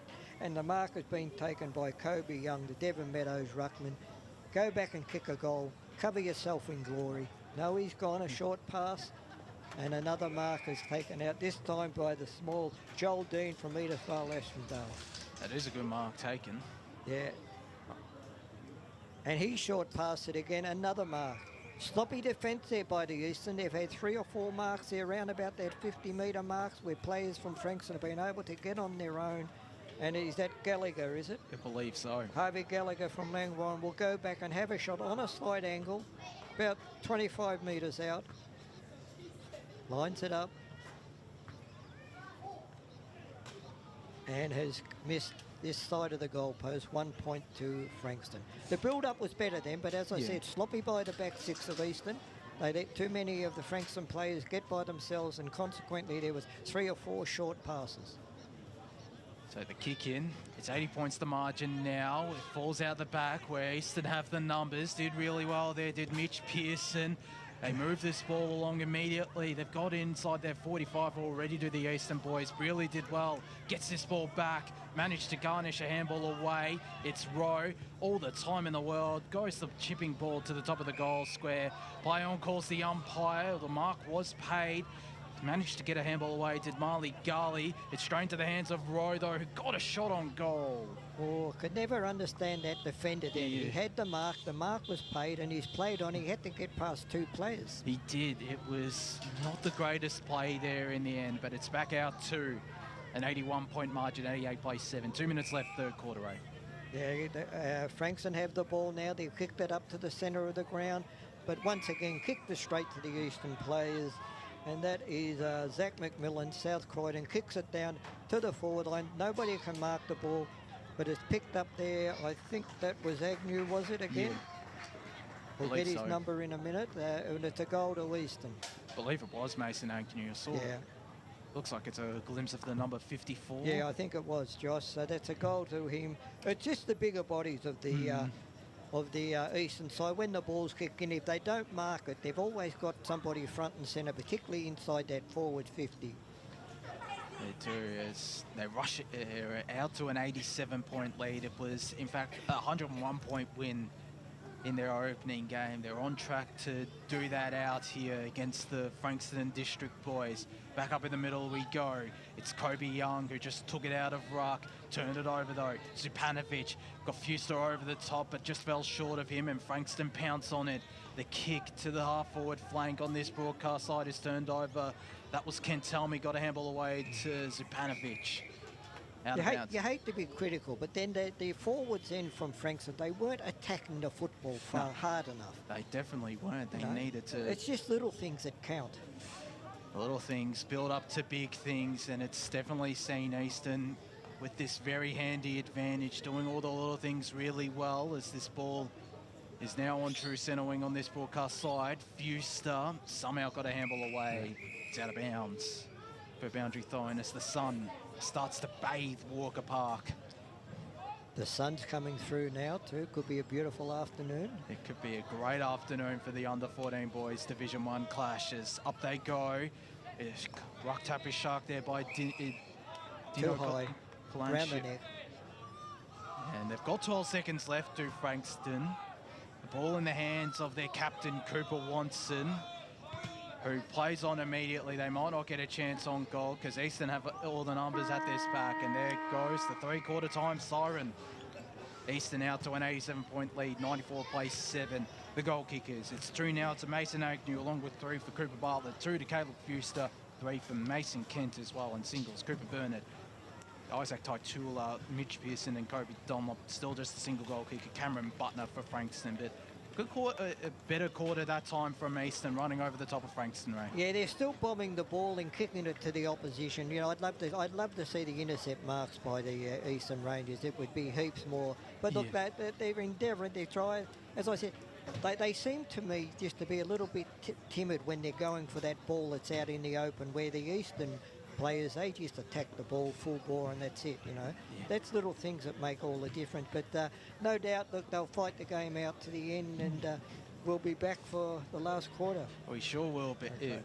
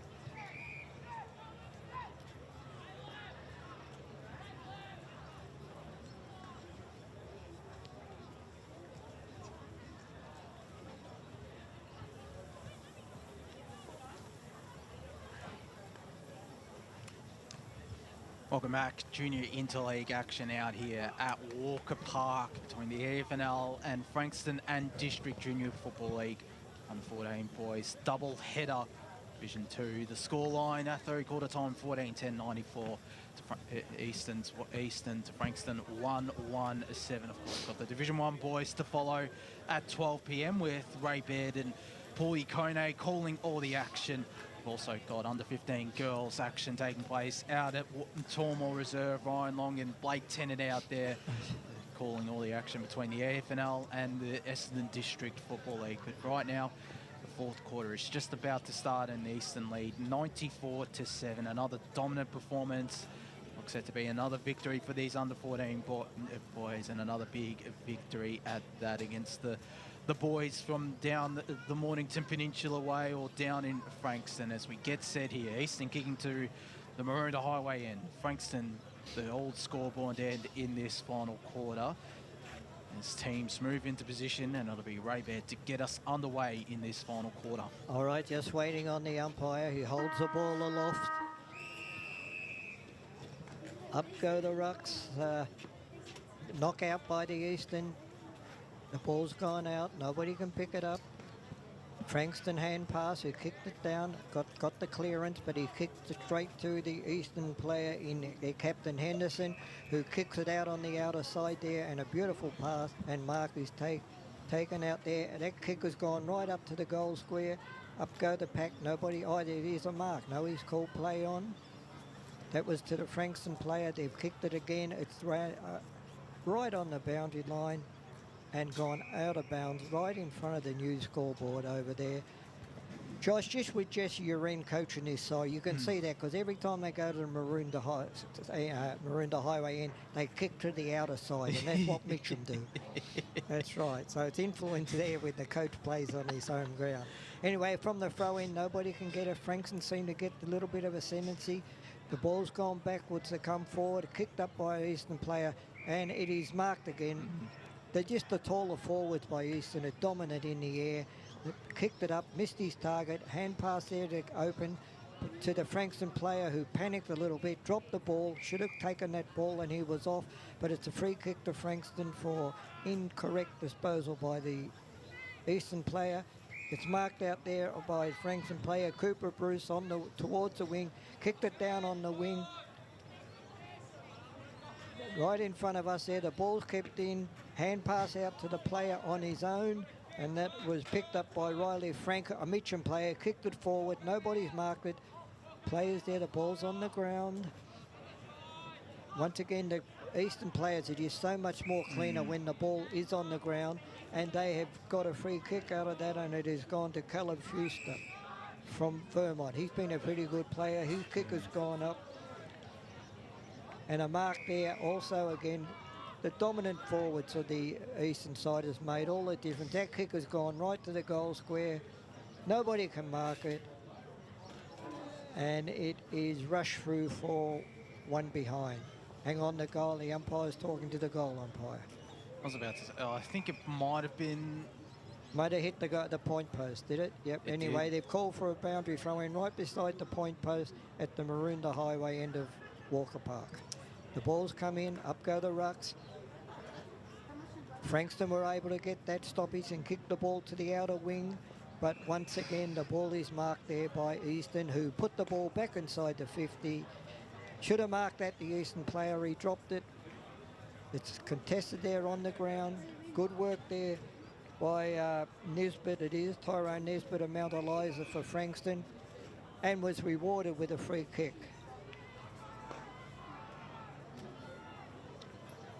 Undecided where to go. He eventually goes outside there to the outer wing. Nobody can mark the ball. A lot of players around that ball once it hits to the ground. Get this ball tossed up, true centre wing on the far side of Walker Park, where it has been for at least the start of this quarter. You are right, Ray. They clearly don't want to be near the coach kicking towards the Maroondah Highway end as ball spills out. Umpire pays a free kick though to the Eastern boys, and it's going to go in the direction. I think that was Mitch Pearson, or got the kick away. In fact, it was Taitula. As inside 50 Eastern boys go, Fewster up against two Frankston opponents, and the Frankston boys win out. Can tell me, didn't read that all too well, and it's Frankston who keep this ball in front of them, although in saying that, it's done really well here, Eastern. Kick off the deck there by Riley Henderson, goes out of bounds. Yep, in the AFL that would have been deliberate. I was about to say, it most likely would have been deliberate if it was the AFL, but it is junior interleague. That's right, here we go. Ball tossed up, and there's a push in the back free kick, and it's going in the direction there of Bryce Truckridge, who's been thrown into ruck in this final quarter. Handball was, in the end, a hospital pass, and Eastern turn it over. The kick to the half-forward flank right in front of us from Frankston is turned over, and getting the clearing kick, Nathan Hutton. Yep. And the mark taken there, intercept mark by Cooper Watson, the Frankston captain. He's got a player all by himself in the forward pocket. Now he's covered, but he still goes to him. Yep. It just went over the top there of Cameron Butner. That's it out. stays in. Umpire still called play on. It might favour Frankston, and now it goes out of bounds, this time on the full. Oh, that was out by half a metre. No, we were in the perfect position, but no, boundary umpires do a great job. It's a free kick now to Eastern with a deliberate out of bounds. Kicked up the line to the centre wing there. Nobody can mark the ball. Well done, one crumb there by Luke Brearley. But Eastern come away with the ball through Loy Abrahams. He kicked it up there, out the open spaces. Eastern pick it up just outside the 45-metre mark. He kicked it up. Nobody can mark it in front of that new scoreboard. And no, the ball's kept in. Eastern kick it again, and now it's out of bounds. Halfway between the new scoreboard and the point post end at the Maroondah Highway end of Walker Park in Mitcham. Waiting for the boundary umpire. He's chased it down another warning, I think, to pick the ball up. He's got it now. He's got half a kilometre to get back to where he should be. Just on that kick before, though, I don't think it was under pressure, but maybe he could have just gone the handball to Green Cross, but still a positive for Eastern. Yep, that's right. I was about to say they might get the free kick. Free kick in that ruck contest to Ethan Rogers in the ruck. He's done a great job for them all day. He has. He's been really competitive, and his kick has been marked out there. I think that is by McPherson, Levi McPherson from the Pines Football Club. He's kicked it left footer down to the centre wing. Nobody can mark the ball. A lot of players around that contest. It's on the ground, and the umpire. I know he's pulled a free kick out of that, and it will go to Frankston. I think it's Joel Green from Joel Dean, I mean. He's passed it, had to be accurate, kicking it inboard. Kick now down, nobody's got it, the ball's gone right inside their forward 50. Great hand ball there by the Frankston player.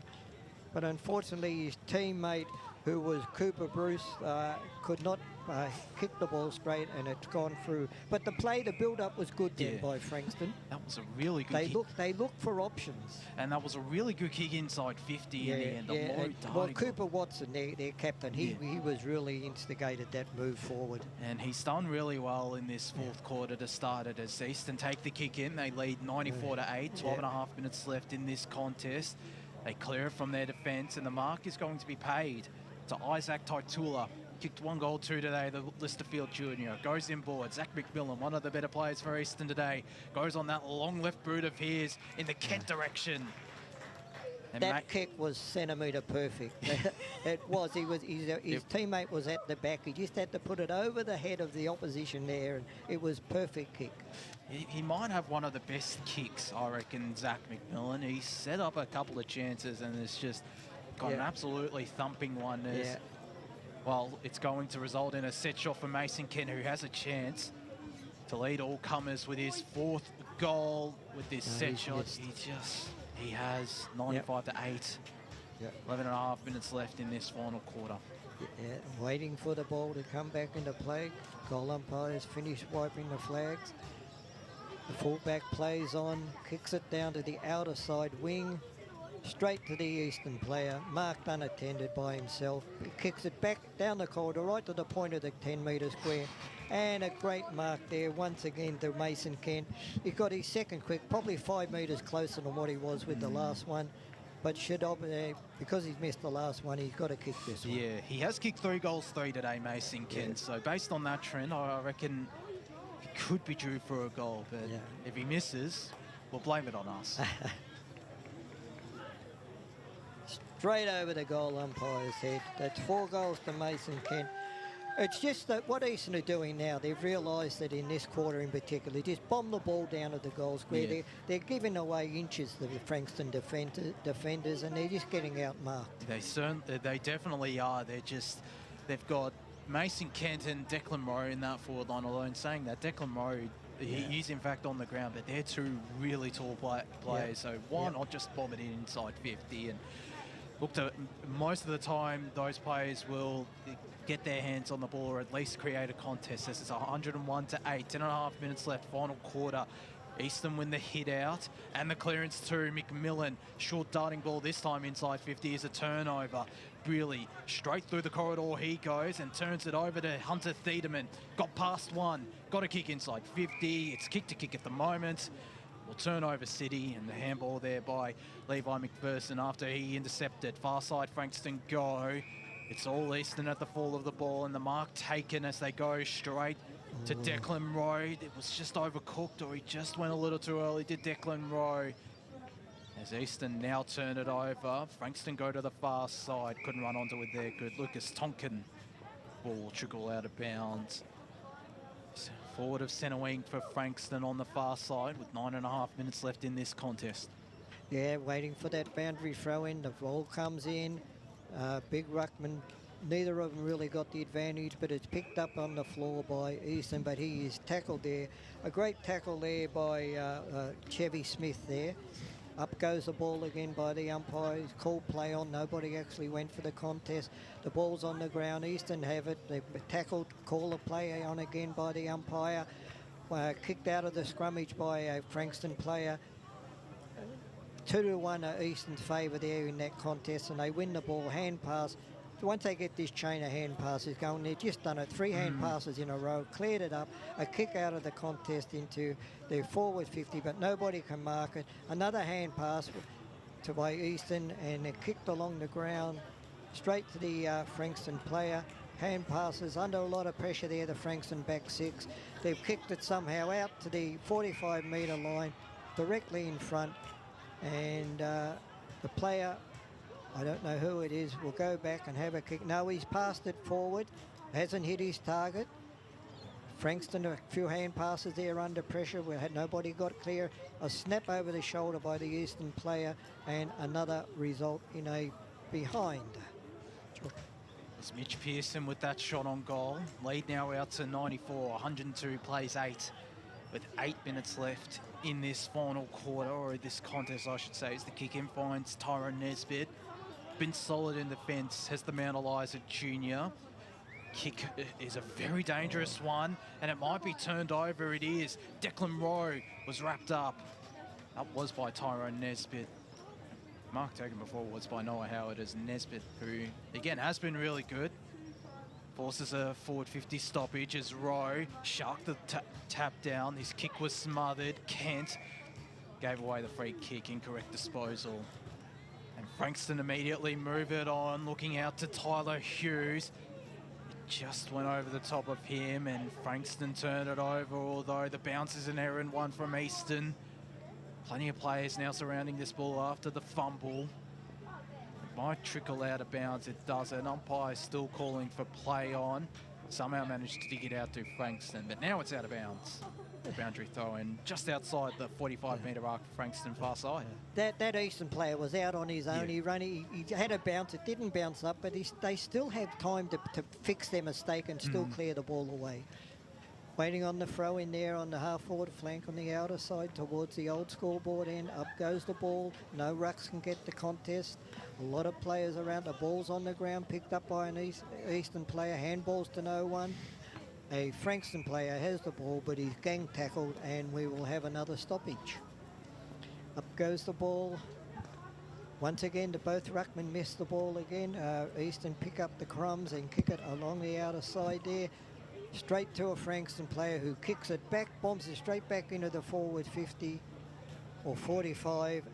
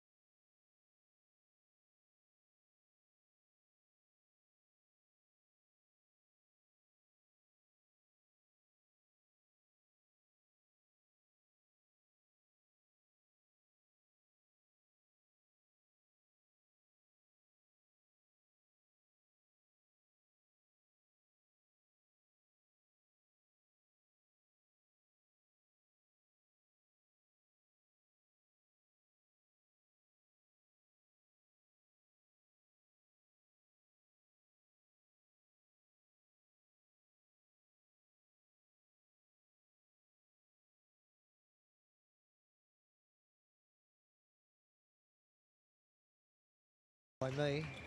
But I think it's not going to be paid. It is in fact yes, paid. they paid it, 18-13. It is still a behind and still a thumping win for the Eastern boys. 18-13, 121. The Frankston District Junior Football League 1-2-8 in this under 14 boys Division 2 clash. Going through the goal kickers, it was Mason Kent who finished with 5 goals. 3 to Cooper Bartlett, all coming in that first quarter. 2 to Caleb Fuster and Mason Agnew, along with Cooper Burnett.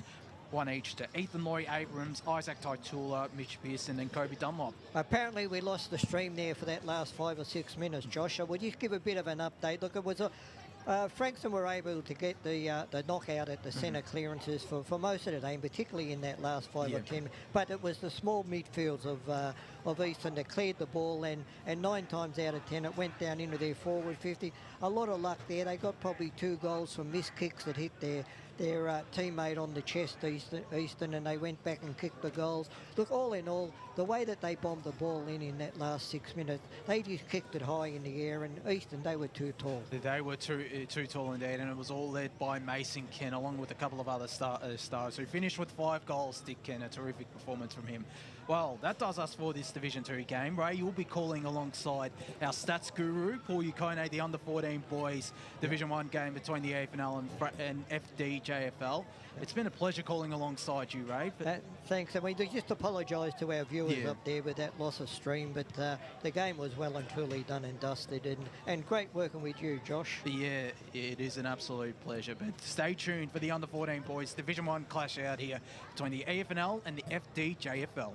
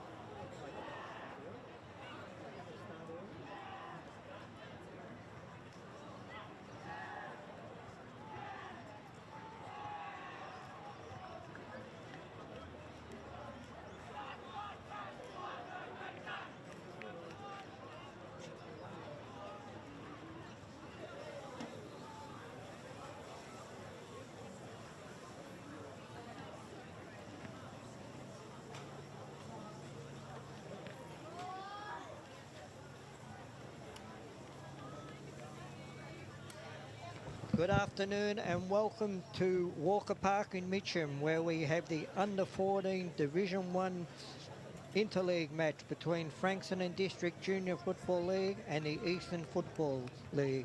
We're just about to start the game here. We're just waiting on them just to clear the rest of the ground. In the previous game, Eastern won the game quite easily, 121-8. Right, up goes the ball, the umpire throws it up. Neither side gets the knockout. Eastern get the clearance, hand pass, move the ball forward. Nobody can pick it up, right on the edge of the square towards the Maroondah Highway end, and the umpire is called for a stoppage. Up goes the ball again. Both ruckmen had their hands on it. This time it looks like Frankston have got the advantage, but once again we'll have another ball up. Still inside that centre square. Up goes the ball. This time it was knocked out by the Frankston ruckman, and take 3. No side can get this clearance. Eastern got that knocked down then, but it's gone down along the ground Frankston's way. Frankston pick it up, kick it down to the right to the goal square. Or the unlucky bounce, and if it kept rolling, that would have been a goal. So first score on the board to the Frankston side, and that was, I don't know who kicked it, but right, Eastern had kicked the ball out now to the outer side there, on the outside the forward 50, or back 50 for them. Nobody can pick it up. Eastern have control of the ball, but they're not getting clear of that contest, and there's a tackle there and a ball up right on the boundary line. On the outer side, up goes the rucks. There's a lot of players around the football. Small kick off the ground, puts it back towards the corridor for Frankston. There's a player kicked off the ground again outside the 50. Picked up by Eastern, tackled, play on calls the umpire. Kicked by the Frankston player across the ground, and there's a mark just inside the 45 right in front of us here. He's short past it, hasn't made the distance to his teammate. Frankston have the ascendancy there. Once again tackled, nobody gets the advantage. Kicked off the ground a little bit, it's back towards the 45-metre line. Frankston pick it up, and he is tackled high, the Frankston player, and it was number 31 who tackled him high. Max Stewart tackled him a bit high, and he will go back to Frankston player and have a shot for goal. I'll just get his name. Going back, lined him up. Kick for goal. Yes, and that is a goal. That is to Jai Gunarasekera from the EFNL Aspendale Cricket Club. So first score on the board to the Frankston side, and a good start by Frankston. Yep, yeah, a great start there by Frankston. Their pressure's been very good early to start off this game, as the umpire is about to ball this one up. So both rucks go at it. Eastern look to get the clearance. Good tackle by the number 8 for Frankston, as Eastern look to move the ball forward. Here's Hammerstein. Now he goes into the forward 50. Good tackle again, and it'll be a stoppage inside the Eastern attacking 50. We've early in this opening term, 1-1 to no score in favour of Frankston. And it looks like it's going to be holding a ball advantage paid. Here's Caleb Goodman down the wing as Frankston look to move the ball forward. That's a great tackle, and that's going to be holding the footy. So Eastern will get it back, and we'll look to launch into the forward 50 as through the corridor, and good mark there for Eastern, and that's marked by number 59, Henry Woods from North Ringwood, as he will line up for Eastern's first goal of the afternoon. Comes in, and it is falling short. Mark nearly taken. Frankston look to clear their lines. Good pressure again. That's going to go out of bounds for a throw in inside the attacking 50 for Eastern. Yeah, we just wait for the boundary throw in. Frankston started off with that first goal. Everything went forward. Now Eastern have got it back up inside their forward 50. Up goes the throw in. Nice hit out there by the Eastern ruck. The Eastern Crummers have picked the ball up. Handball, they've been tackled, and there's going to be another stoppage there. A lot of players around the contest. Up it goes. Both ruckmen go hit the ball out. Hand pass out by Frankston. They get a kick out, and it's marked there on the wing by Hamilstein, Mac Hamilstein from the Blackburn Football Club. He's gone into the midfield, missed his target. The ball's gone straight across the other side of the ground on the outer side now, kicked inside Eastern's forward 50, but it's cleared out. There was no one there to take it. Marked on the outer side by Frankston, and nobody marked the contest, and the ball is out of bounds right out on the outer wing, about half forward flank on the outer side, going towards the old scoreboard end. Waiting for a throw in. Up goes the throw in. Eastern clear the ball with the ruck work, but nobody can pick it up. A couple of hand passes there that went nowhere by both sides. Eastern there picked the ball and kick it down there towards their inside their forward 50 towards the new scoreboard. But once again, the Frankston defence have cleared the ball out. It's right inside the boundary line. Kick smothered.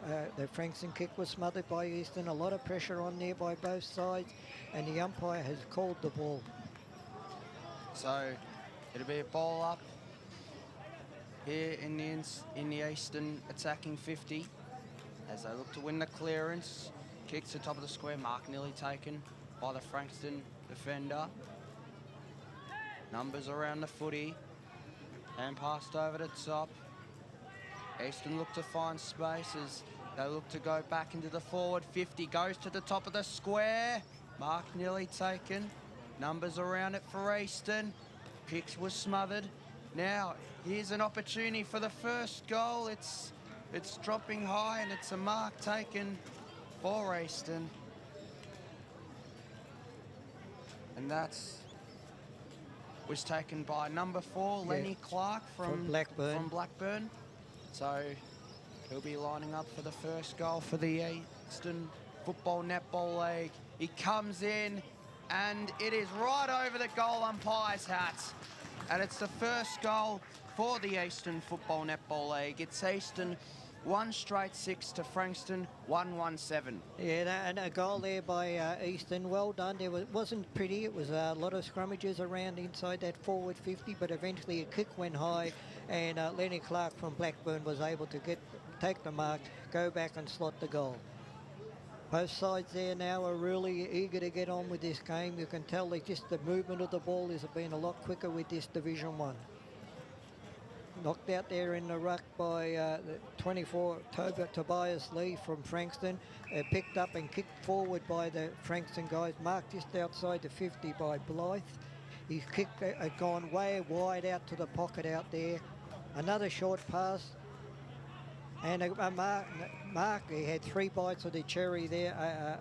Aidan Farr has marked the ball from Karen Patterson Lakes. He's made another short pass, hasn't hit the target, spoiled by the Eastern defender, and picked up as a snapshot, and another behind to the Frankston side. Frankston, I just thought they had 2 or 3 opportunities where they could have gone back and slotted a goal there, Paul. Yeah, I agree. As Eastern look to kick it out of defensive 50, but it will be a out stoppage. Of bounds. Yep, it's out of bounds, so it'll be a stoppage in the attacking 50 for Frankston. They lead 1-8 to Eastern 1 straight 6. Both rucks go at it as Eastern look to clear it out. Here's the number 10 in Eshwara from EFNL Aspendale as Eastern look to clear their lines. Mark taken again by Eshwara. Nevin Eshwara from EFNL Aspendale. Yes, as he will look to line up for Frankston's second goal of the game so far. We've played 9 minutes in this opening term. So as Eshwara comes in, comes to the top of the square, is it a goal? No, free kick in the back to the Eastern defender there. Well spotted, Ray, as Easton look to clear it out of defensive 50. Mark taken well there as they look to go down the line here, or maybe down the corridor. Mark taken there by number 31, Max Stewart from Blackburn, as he goes down the wing, and the ball will go out of play. So nearly halfway through the opening term here at Walker Park, as it's a 2-point lead for Frankston. Both rocks go at it. Easton look to win the clearance. Kicked away. Good intercept mark there taken for the Frankston side. As he goes down the line, good intercept mark, great intercept mark taken. Both half-back lines are standing up with intercept marks. Easton come out of the defensive 50, and once again an intercept mark by Frankston. Both sides have got to lower their eyes. He kicked it out towards us on this wing, picked up by Frankston, and once again kicked straight to the opposition, marked by Easton there. He's going to kick it up the line again. Free kick. Yeah. Free kick there against William Thornton, holding the man in the marking contest. So Frankston have the ball on centre wing on the grandstand side. He goes down towards the corridor. Nobody can mark it. Frankston to hand pass out, but it's smothered by Easton. Easton somehow get the clearance from that stoppage, and picked up there by the defender. And a great tackle there by the Easton player. A great tackle there. Did you get his number, Paul, that tackle? I didn't get it, mate. I think it was number 26 for Easton. Okay, it was a great tackle, yeah. Easton have got the ball right on the edge of their 15-metre goal line, and they've kicked out by Frankston. That back six for Frankston are really on top down there at that end of the ground. Frankston got a hand pass from the Easton player. He kicked it forward down the corridor. Easton were in the advantage, but he overran the ball. A hand pass back by Frankston, and a snapshot for goal over his shoulder, and that was by Hudson Seal from Mount Eliza, has kicked the behind. So Easton with the kick in. Looks to go down the line, and that's a intercept mark taken as Frankston here. We are having another shot at goal. Mark taken brilliantly. Yeah. Is it going to be a free kick? It's either a goal or a mark. So Jordan Halal from Number 2. Mount Eliza. Yeah, Halal, yeah. Halal, yep. Go back As he and kick this kicks goal. It's their second goal for Frankston, and they're out to a 9-point lead. It's Frankston 2-3-15 to Easton 1 straight 6. We've got 7:30 remaining in the opening term. Yeah, look, credit must go to that back six of Frankston. They have been absolutely outstanding here. Most of the time that Easton have gone inside that, they've had the ability to mark, and if it's not marked, they've hit it, knocked it to the ground, and they've had runners, and they've run the ball out again. A great first opening 10 minutes or so there by the back six of Frankston. The umpire throws the ball up in the centre of the ground again. Frankston get the knockout, get the clearance as well. He's kicked down into the forward 50. Neither player can mark it. They both had a grab at the cherry. Kicked up to Easton, by Mac Hammerstein of Blackburn. Playing a good game, had a lot of the football. His kick gone forward. No one can mark it again. Hand pass there. Kicked up by 43, who is Blake Doherty from Forest Hill. A little kick that didn't hit the target. Easton are sort of moving the ball forward, but nothing pretty about it. A hand pass there out into the open. They picked up there and kicked out there on the, and a mark inside 50. That was kicked out there by Billy Neal of Montrose. And the mark now is Jackson Tabiri from Beaconsfield. Is go back, have a shot probably 35 metres out on a slight angle towards the new scoreboard side at the Maroondah Highway end. So as Easton look to get the second goal, comes back. Up go the pack in the goal square. Nobody can mark the ball. Easton have the ball. A hand pass to a front and forward player. That ball is smothered. Hand pass by Frankston. Frankston have done a fantastic job again, clearing that ball out under a lot of pressure. Picked up there by Easton. kicked it, and another intercept mark there by that back 6 for Frankston. They are dominant down there. He kicks it out to the outer wing. He's got a runner out there. The ball goes over his head. Eastern are able to intercept that run. Hand pass back to another Eastern player. Kicked off the ground. A lot of. Gee, that ball's moving quick. Ball up and down the field. Eastern have got it inside 50. A kick out of nowhere, right inside on the goal square, and that could be a goal. Don't tell me he's kicked a goal. No, gee, that was a great shot over his head then. That would have been a miraculous goal. Certainly would have, as Eastern get their first minor of the game. It's 1-1-7 Eastern to Frankston 2-3-15. Mark there taken by Noah Tyndall from EFNL Aspendale. Mark nearly taken there by Far, as Frankston look to clear it away, or Eastern look to go forward. Chain of handballs. Back to Joel Gunn from Wani South. Tackled there, numbers around it for Frankston. Clearance by Nevin Ashwara. Down into the corridor for Frankston. Now here's Tex Wood from Mornington. Yeah. Into the forward 50. Oh, good Great play. mark. Just outside that 45-metre arc. So as Frankston look to find a target, and that mark is taken by Hudson Seal from Mount Eliza, as he will line up for a set shot. Yeah. With a name like Hudson Seal, have to come from one down there on the beach, wouldn't he? Yeah. Yeah, he'll go back and have a shot. And this weather in their first quarter, the first couple of minutes, 2 or 3 kicks from here where they short pass it. Without a doubt, he'll get the distance. So Seal comes in, and the kick is gun barrel straight, and Frankston get their 3rd goal. It's 3-21 to Frankston, 1-1-7 to Eastern. I really like the way the Frankston side are attacking the ball. They are really hard at the contest when it hits the ground, and they have the ability, particularly when the ball's in contests in the middle of the ground, to have an outside player on the other side of the ground who they know's out there, and they can kick it out there. Up goes the ball up again. Up it goes now. A knockout there by the Frankston ruckman. Brandon Ellis, he has hit that well, but Eastern have the advantage, and another mark inside 50 there. I think that's Lenny Clark. He's hand passed it to a teammate who's run down the corridor, but kicked it into Bunnings, which are about 1/4 mile down Maroondah Highway. Missed everything with that one. So the kick will be brought back in by the number 7, Caleb Goodman from Langwarren.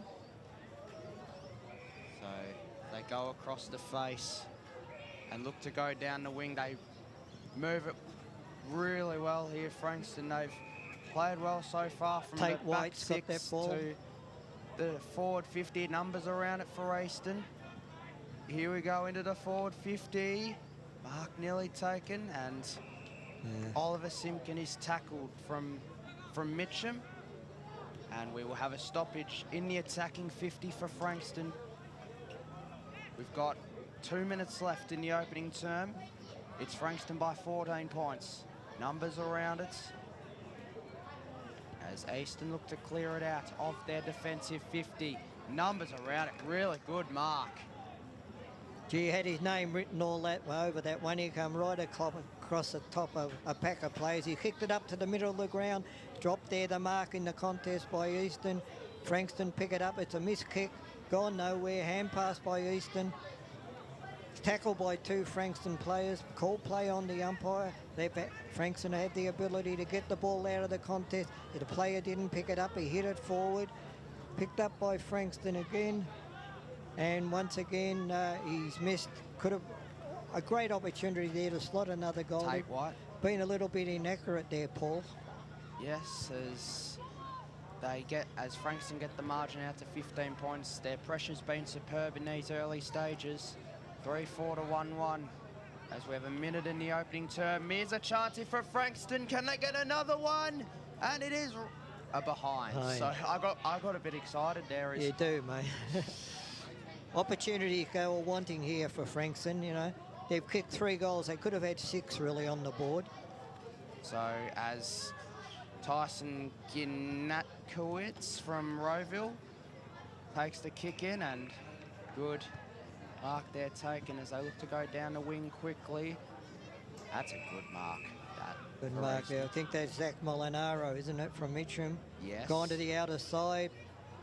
Mark dropped there by the Frankston player. A hand pass there by Easton. They're gone forward again. The mark has been dropped there in the contest. Hand pass by Easton while he's tackled. And once again, that back 6. Although his kick was smothered. And there goes the siren for quarter time. And the score is Frankston 3 goals 5-23 are leading Easton 1 goal 1-7. Paul, that was a great opening quarter, wasn't it? Certainly was. It was end-to-end stuff. Frankston really good back 6, and you know they moved it really well.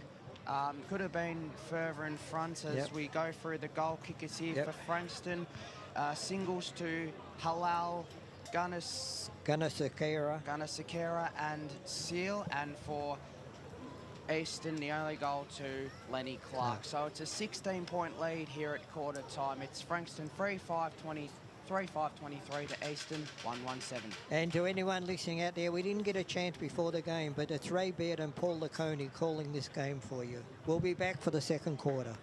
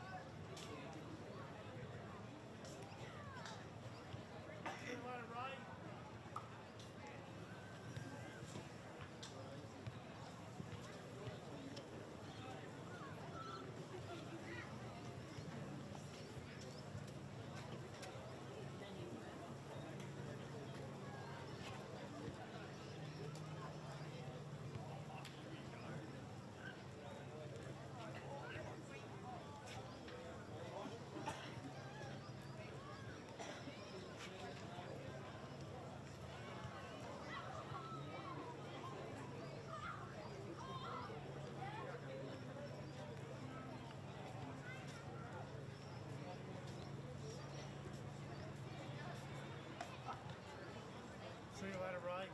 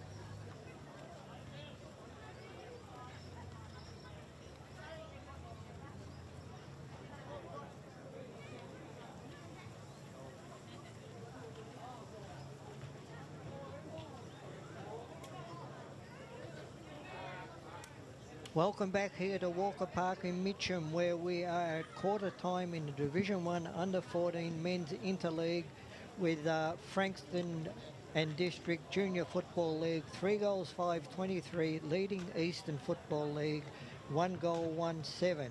And just to anybody who was listening to the previous game, there was an injury there. Eastern captain Riley Henderson from the Listerfield Cricket Club went off the ground.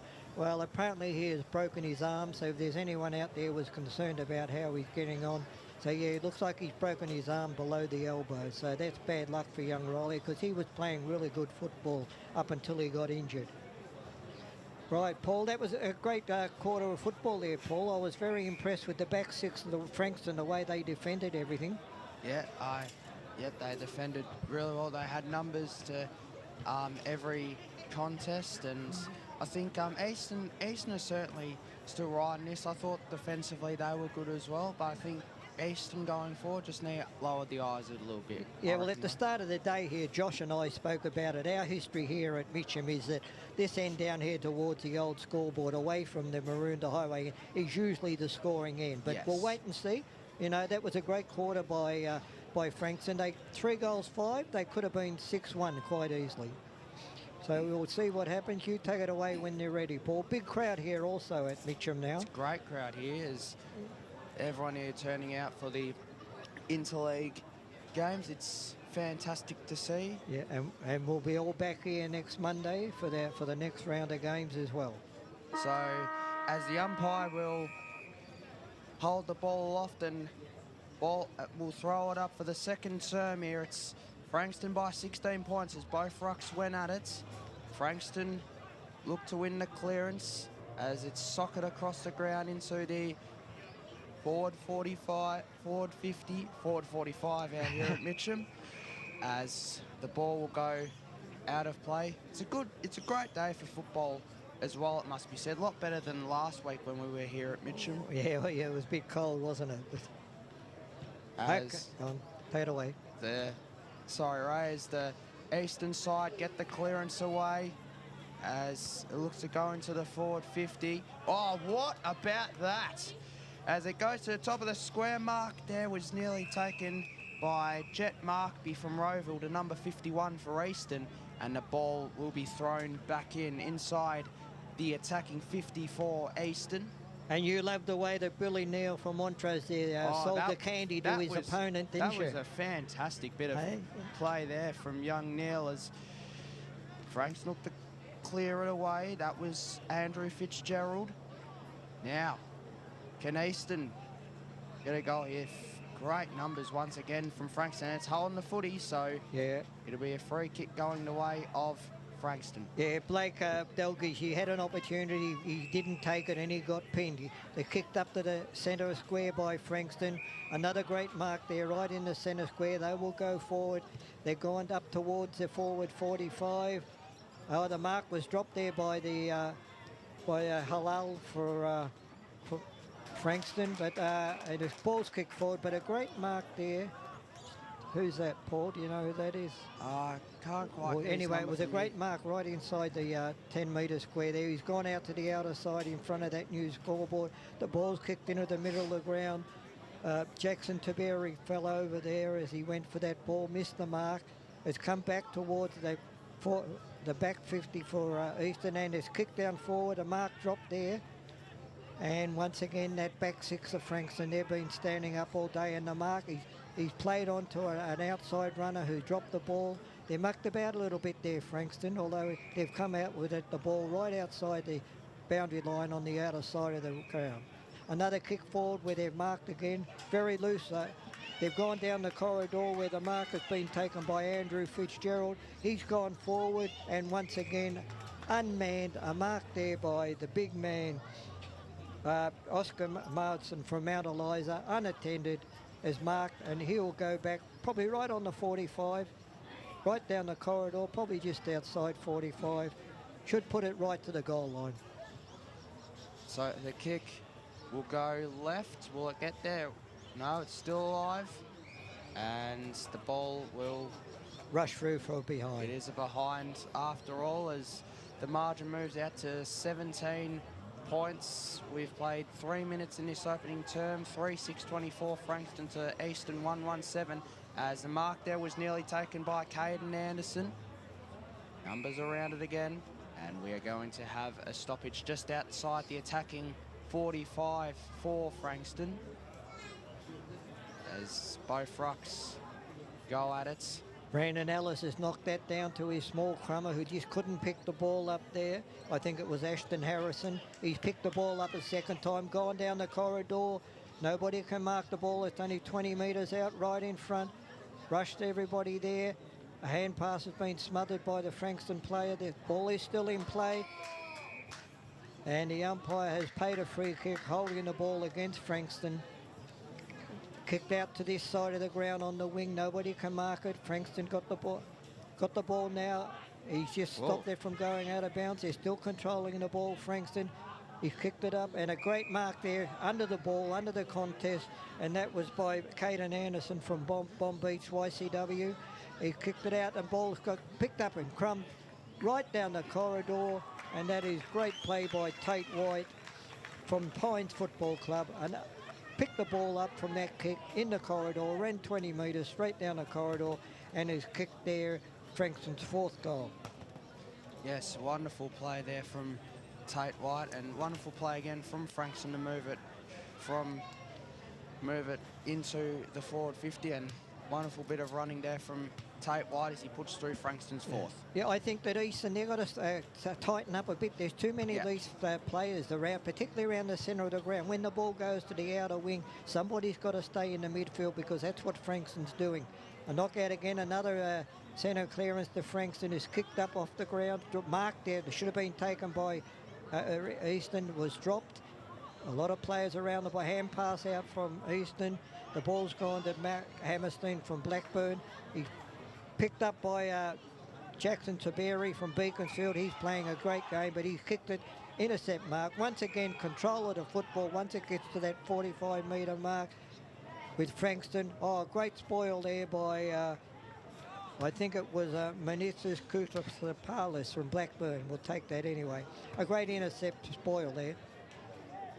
And he's behind to Frankston. So margin is it's now 4-7-31 Frankston to Easton 1-1-7 as Easton look to clear it out off the defensive 50. Numbers around it.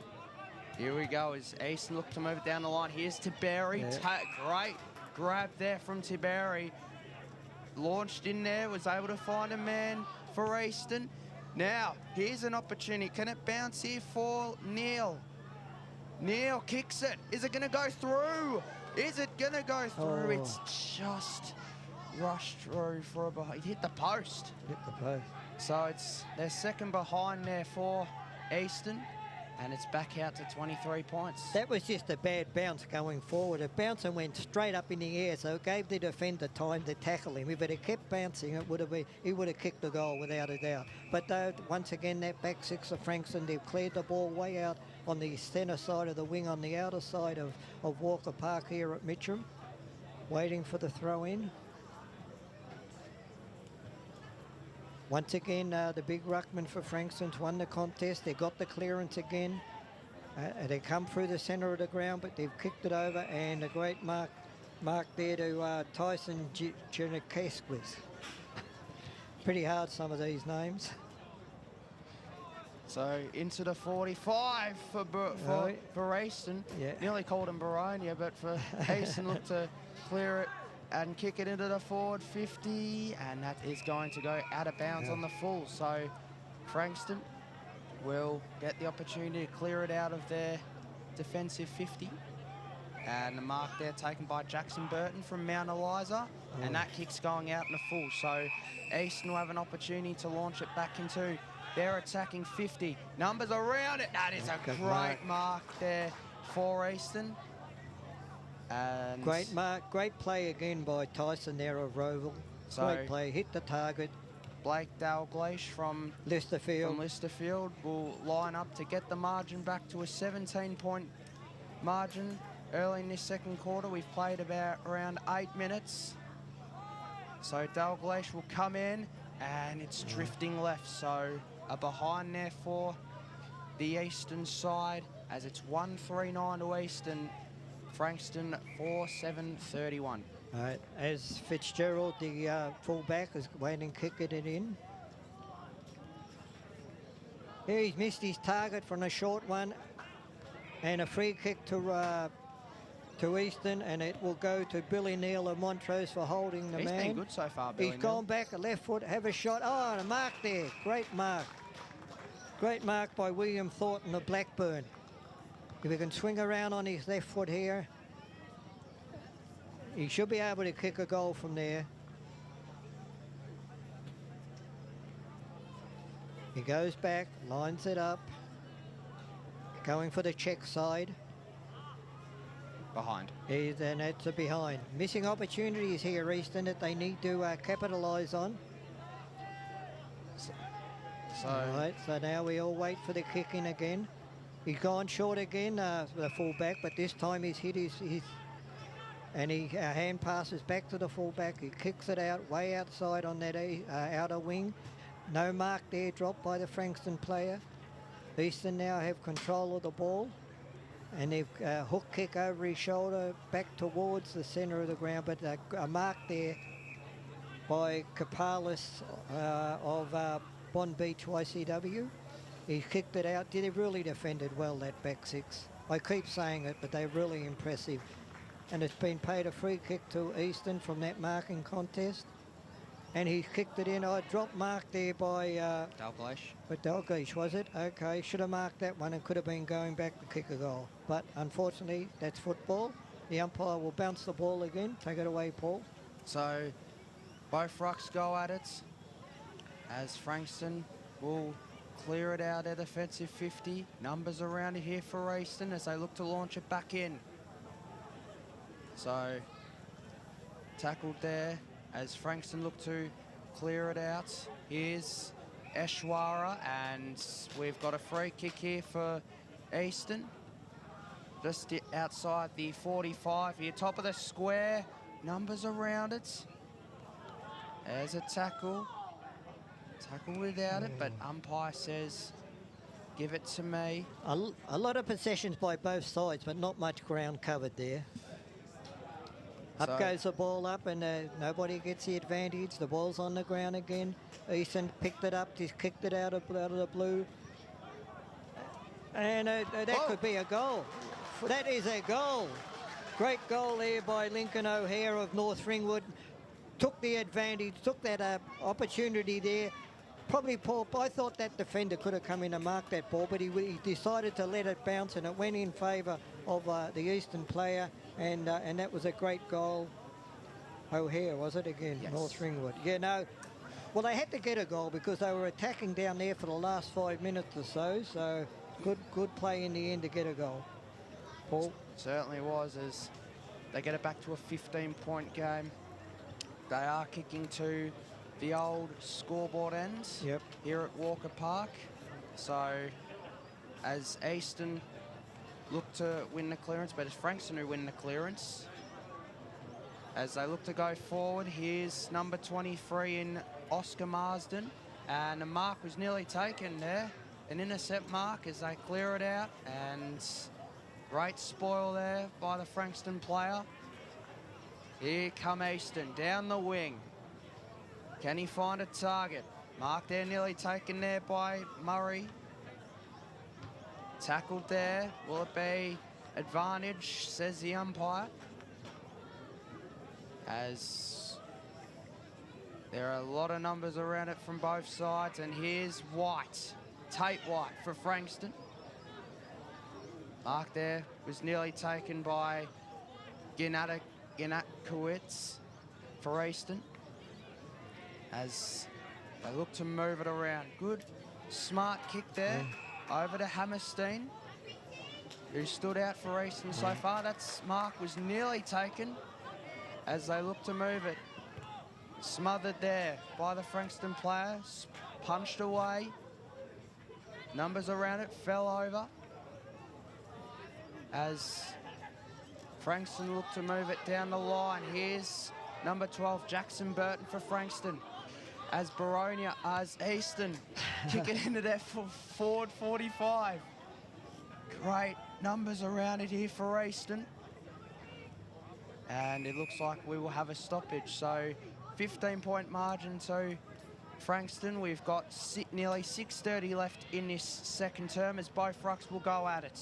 Yeah, nobody got the advantage, although Frankston did get an outsider, get the ball handball to nobody, picked up and kicked once again by Easton out of the blue, but only another behind, which will take their score on to 2-5-17 to Frankston 4-7-31. So as Frankston will clear it out at offensive 50. Mark there was taken. He plays on. Handball's over to Thompson. Thompson to the top of the square, and that is out on the full. So an opportunity gone begging there for the Eastern Football Netball League as Frankston will look to clear it out. And here's number 25, Brandon Ellis for Frankston. Brandon Ellis from Hurstdale Baxter Footy Club. So as he goes down the line, big kick down the line. Mark there, great intercept mark there for Easton. As they look to go back into the forward 45. Here we go, top of the square, and that mark is taken by O'Hare, who's kicked the goal already in this quarter. And O'Hare will go back from just inside the arc here at Mitcham. He really has to kick this, Paul, because they've just squandered 3 or 4 opportunities, so they really need to get a goal. Yep, they've kicked 1 goal for this quarter, so they need a goal. This to get it back to 8 points. It's coming back for a behind. So another behind there for Easton, and it's back to 13 points. So 2-6-18, Frankston 4-7-31 as Frankston look to clear it out of the defensive 50. Mark there, beautiful mark there by Caden Anderson, who's played well, so who's been impressive for Frankston so far. Mark nearly taken by Ashwara, punched away. Frankston win numbers around it, so too are Easton. Here we go as Easton will look to go back into the forward 45. Great spoil. Wonderful play there by the Easton player. Whoa, nearly got taken high. Umpire didn't see it. Now, contest there. Great tackle. What a wonderful tackle that is. And that is holding the footy. That's a great tackle there by Toby Packett from North Ringwood. Top of the square. Can they take a mark? What a wonderful mark that is for Easton. And it was taken by Lincoln O'Hare. And he will line up for his second goal in this to get it back to a 7-point margin. That was a wonderful mark from O'Hare. Can he finish it off with a goal? He certainly can. O'Hare gets his second, and it's back to a 7-point margin. Easton 3-6-24 to Frankston 4-7-31. Look, you go a long way to see a better mark than that, Paul. He had his name written on it all, but there's also been a bit of feeling coming to this game in the last 5 minutes. The tempo's really gone up a level or two, which is good. You know, all players attacking the ball, but it's a little bit more endeavour than what we saw in the Division 2 game. So the game on now, game on here. The umpire throws the ball in the centre of the ground. No one got the contest. A kick out of the centre square to Easton, gone inside their forward 50. And nobody, once again, come bursting through the Eastern player, but kicked out of the forward, the reverse 50 or 45, and marked by Frankston. He kicked again, another mark by Frankston on the way. Great mark there by Caleb Goodman from Langwarren. He's gone into the corridor a little bit. The ball's marked by Oscar Marsden from Mount Eliza. He's held the play up. Probably should have kept going on with it, kept the momentum going, but he kicked down the line. A big kick there. And a great mark there. Great contested mark there by number 21, Cobes Stevens from Mount Eliza as well. He's played on and he's got caught. Eventually got his kick. He kicked it right up to the goal square. Up go the pack. Nobody got a mark. It's kicked out by Easton in a danger area for them. Hand pass by Frankston, kick over the shoulder, gone to another Frankston player. Goal. Number 20, I think it was, yep. And he has kicked the goal. I'm pretty sure that was Caden Anderson. He's coming back towards the centre now. We'll get it in a minute. I'm pretty sure it is Caden Anderson from Bomb Beach YCW. Yes, great bit of work there from Frankston, and you know, it was a great round the body, and you know, we'll give it to Anderson anyway. I'm sure it was him. So they kind of need that goal, Ray. Oh, they had to answer because it was all the play prior to that was inside their back 50, but they've got it up there and got a goal, Frankston. Once again, no one got the advantage. Picked up by the big Frankston ruckman. Tackled there by Frankston. Swung around, could have been holding the ball. Play on, they've called, the umpires. Oh, it has to be in the back. Free kick there. Free kick in there. Max Tapakunas from Blackburn. A lot of Blackburn players in this eastern side. And a great mark there. Went over the head of everybody else by Jackson Burton, a Mount Eliza. He's played on out the other side of the ground. He kicked it to a one-on-one. Nobody got the marking contest. Easton have probably got more numbers out there. A chance now for Easton to run this ball in. And he kicked it long. The contest in the goal square. And rushed through by the defender. I think that was Harper Murray from Edithvale Aspendale that just pushed that ball over the line. So another point to Easton. So we have a 2-goal difference, 3 goals 7 to 5 goals 7. So as Frankston look to clear it out of defensive 50 as the siren's about to go here for half-time. Mark there, wonderfully taken. And it's half-time out here at Walker Park. It's Frankston with a 12-point lead, a bit of a comeback in the second quarter by Easton, but a goal by Frankston just before the half gives them a 12-point advantage at the break. It is Easton 3-7-25 to Frankston 5-7-37. Ray Baird, the goal kickers. Yeah, look, the goal kickers for Easton, first of all, 1 to Clark and 2 to Lincoln O'Hare.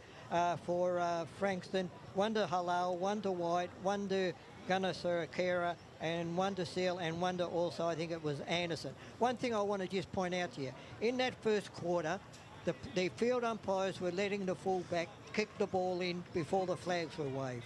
Now that is in the AFL. They did, I think someone has gone out there and spoke to the umpires at quarter time, and they've gone back to the proper way. You cannot kick the ball in from a behind until the goal umpire has waved his flag, because on 3 occasions in that quarter, play was held up and it went back to kick it in. Just a little point that the umpires, I picked up with the umpires. Look, we'll be back after half-time for the second half of this fantastic game of interleague football.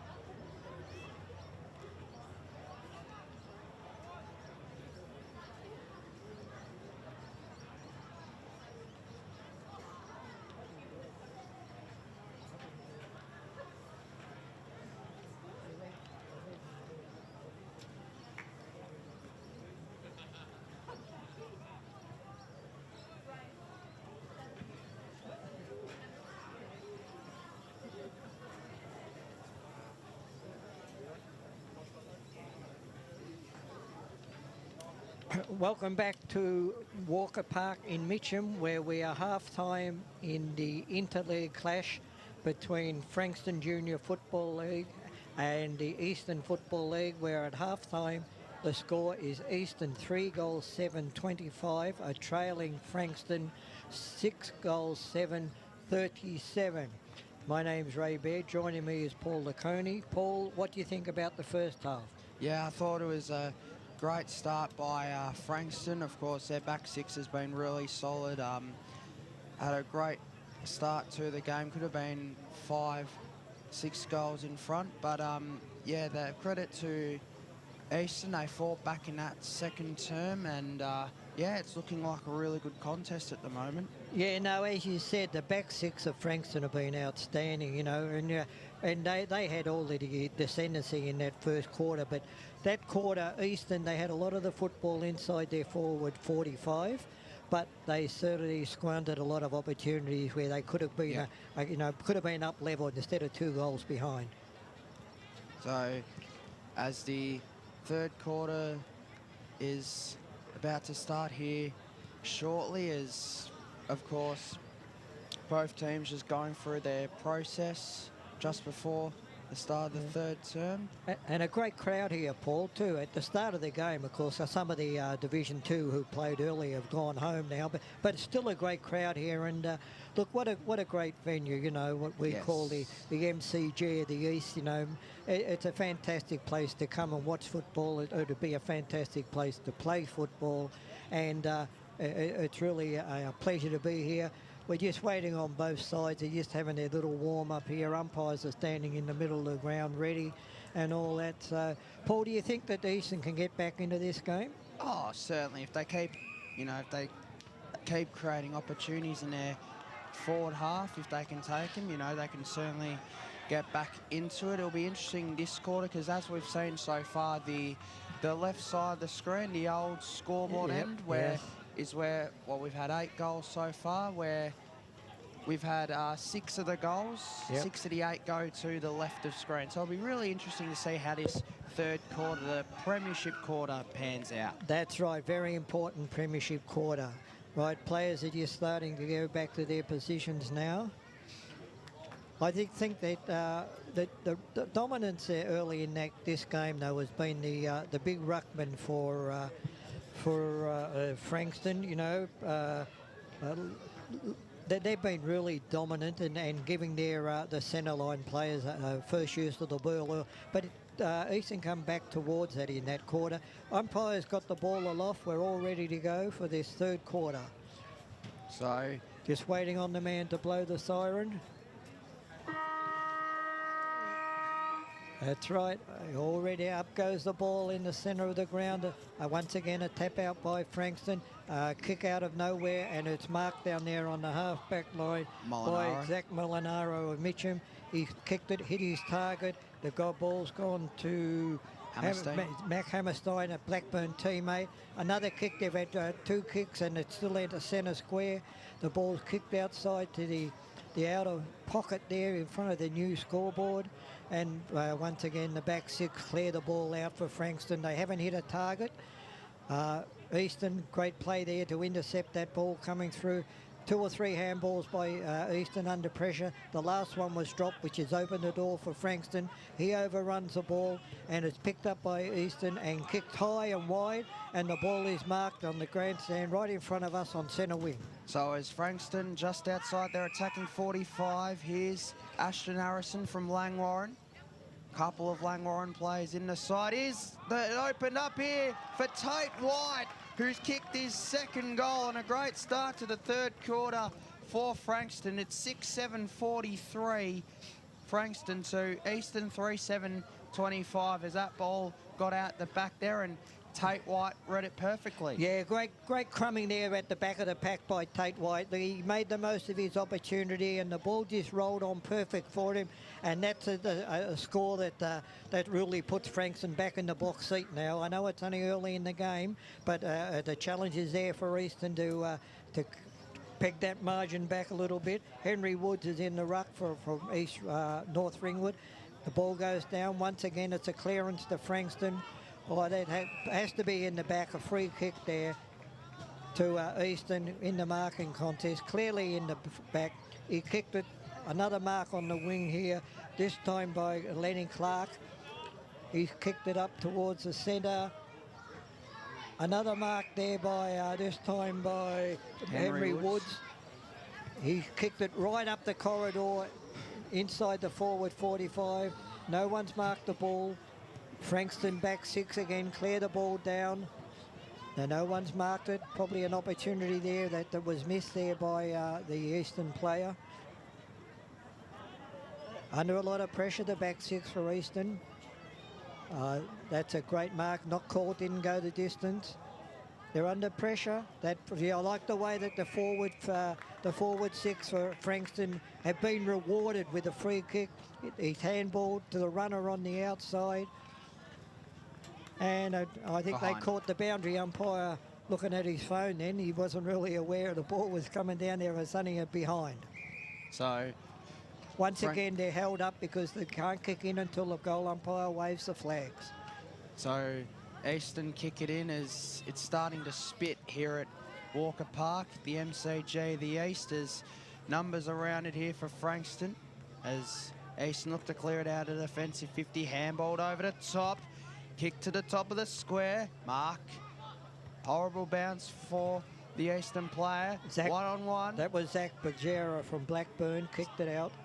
So as Eastern will kick it down the line. And here go Eastern with a lot of space to go into the forward 45. A 2-on-1. And that's a great intercept mark there taken by the number 21. There was 24, I think it was, Tobias Lee from EFNL Aspendale. Tobias Lee from EFNL Aspendale. A lot of players from EFNL Aspendale in the Frankston squad as Eastern get a free kick and will go into the 45 for the attacking 45.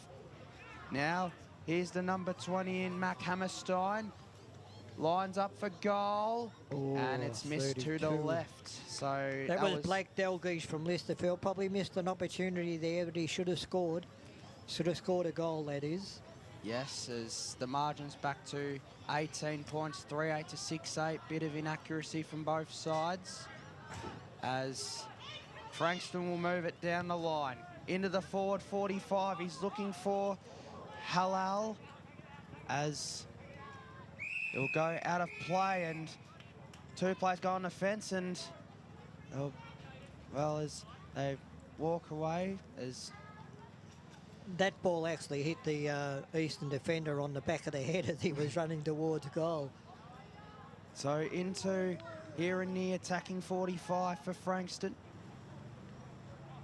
Here's a free kick for Noah Tyndall as too high in the tackle. Too high as Noah Tyndall from EFNL Aspendale will line up and look to get it back out to a 24-point lead for the Frankston side. He's starting on the arc here, and he's about 30 metres out. The kick to the top of the square. Will it come back for an intercept mark? It will, and that's a great mark taken by Campbell Butler from Baronia. Short kick finds Clark. That's Lenny Clark from Blackburn. He's had a lot of the footy. Certainly has, and moves around. Great mark there to Lincoln O'Hare and North Ringwood on the centre wing right in front of the grandstand. He's gone inboard with a short one, hasn't hit his target. The ball's in dispute there, hand pass to nowhere by Frankston. A turnover from Frankston straight to the Eastern player who kicks it up right up towards the goal square. The ball's overrun the goal square and gone out to the forward pocket where it goes out of bounds halfway between. No, he's paid a free kick for some reason. The umpire, whether it was deliberate or holding the man or whatever, but it's a free kick to Eastern. About halfway between the new scoreboard and the point post there at the Maroondah Highway end of the Walker Reserve. So as Eastern lining up to get it back to 12 points. The kick is high, and it's gone right. Yeah, so through for one behind.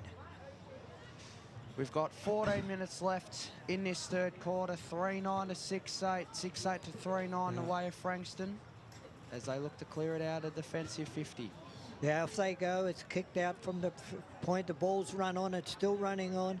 Frankston had runners on the outside, but the ball didn't bounce properly for them. The Eastern players kicked it up forward. A hand pass inboard by that player. He's had a shot for goal on the run. He's kicked it up. Two Eastern players spoiled each other. One's picked it up. He's kicked it around over his shoulder. There's a contest in the goal square between two players. The ball's run out, and they've run it out right outside their forward, the 45, and it's a free kick for holding the ball against Eastern. Frankston kicked the ball down toward the wing on that outer side. The ball's marked just inside the boundary. They've gone slightly inboard with a terrible kick, picked up by his teammate who's hand passed it back to him.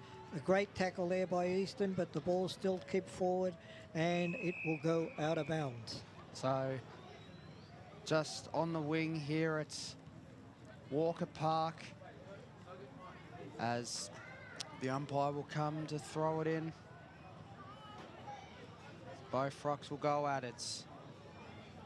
Lee and Woods, as Easton will look to clear it away. Here we go, through the corridor. Great bit of movement from Easton. The mark there was nearly taken. Here's O'Hare, looks to get it as they look to go back into the forward 50. Handballed by Dalgleish. Here we go, Dalgleish back into the 45 for Easton. Cleared away. Bounced one-on-one. And that'll be a free kick going. To Easton. So the free kick will be going the Zach way Molinaro of Mitcham. Yes, so Zach Molinaro from Mitcham will take the free kick. High ball. Now, can Easton get something going? Is he holding the ball there? Great tackle. Umpire is going to play holding the ball. It's a wonderful tackle there by the number 17 in Hudson Seal from Mount Eliza as he goes down the line. A bit of holding there, not seen by the umpire. Here we go, over the top. Can he find a teammate? Tackled without it. Umpire lets it go as Easton will look to clear it out the defensive 50. Here we go. Here's Thornton. Now Eshwara. Now handballs over the top. Kicked there by Hudson Seal again. And that's going to go out on the full. And Easton will get a reprieve for the moment. It's a 17-point margin away of Frankston, 6-8-44 to the Eastern side, 3-9-27 with 11 minutes left in the third quarter. And the tempo's gone up a bit in this quarter. Kick to Eastern and a mark there to Jet Markby of Roval. He's going to kick this down the line. He has to now. Just taken too long. He's gone down the line in hope. And it's nobody can mark the ball. Frankston's got a couple of outside runners that move the ball down back to the corridor, and a great mark there. A great mark there by Jesse Gronin from Montrose. He's gone across to the outer wing where marked again by Eastern player. He kicked it high and wide, and it would be a mark on second grab there for from Caleb Goodman, I'd say, from Langwarren. He's played on, handball, put his mate under pressure. Who's kicked the ball, kicked it a country mile right down into the forward 45 for Frankston, and the kick by the Eastern defender is smothered and the ball's gone out of bounds. And there will be a throw-in down towards the old scoreboard, about 45 metres out from goal. So just outside the 45 for the attacking 45 for Frankston. Here's Eshwara, who's been really good for Frankston, had a lot of the footy. Oh, great spoil. Certainly was, and it'll be another stoppage inside the attacking 45 for Frankston as we're at the old scoreboard and just in front of the old scoreboard here at Walker Park as both rucks will go at it. As Frankston look to clear it away, get a shot on goal. Easton under the pump, but they are able to clear. That's a great smother. Great smother there by Kobe Stevens from Mount Eliza. And it'll be another stoppage in the attacking 45. Yeah, Eastern have to clear this ball out of here. They can't afford another goal. Up go the rucks. No one gets the contest. A lot of players on the ground, and I think that'll be another stoppage. So Right, Roval. Eastern have to man up here. They have to man up here, otherwise there's going to be a goal there. Oh, Free a high kick. tackle by the Eastern player. High tackle there. Just happened to be high. And a free kick there goes to number 16, which is Aidan Farr. He's from the Karen Patterson Lakes Football Club. He will go back and should kick a goal from there. He's only about, what, 25 metres out on a very slight angle. Should be able to get this and score Frankston's 7th goal for the game. So he comes in And and he does kicks. that, so that's a... Yeah, no, that's a great goal. Great goal. Free kick there, unfortunate for Easton. And now that puts Frankston...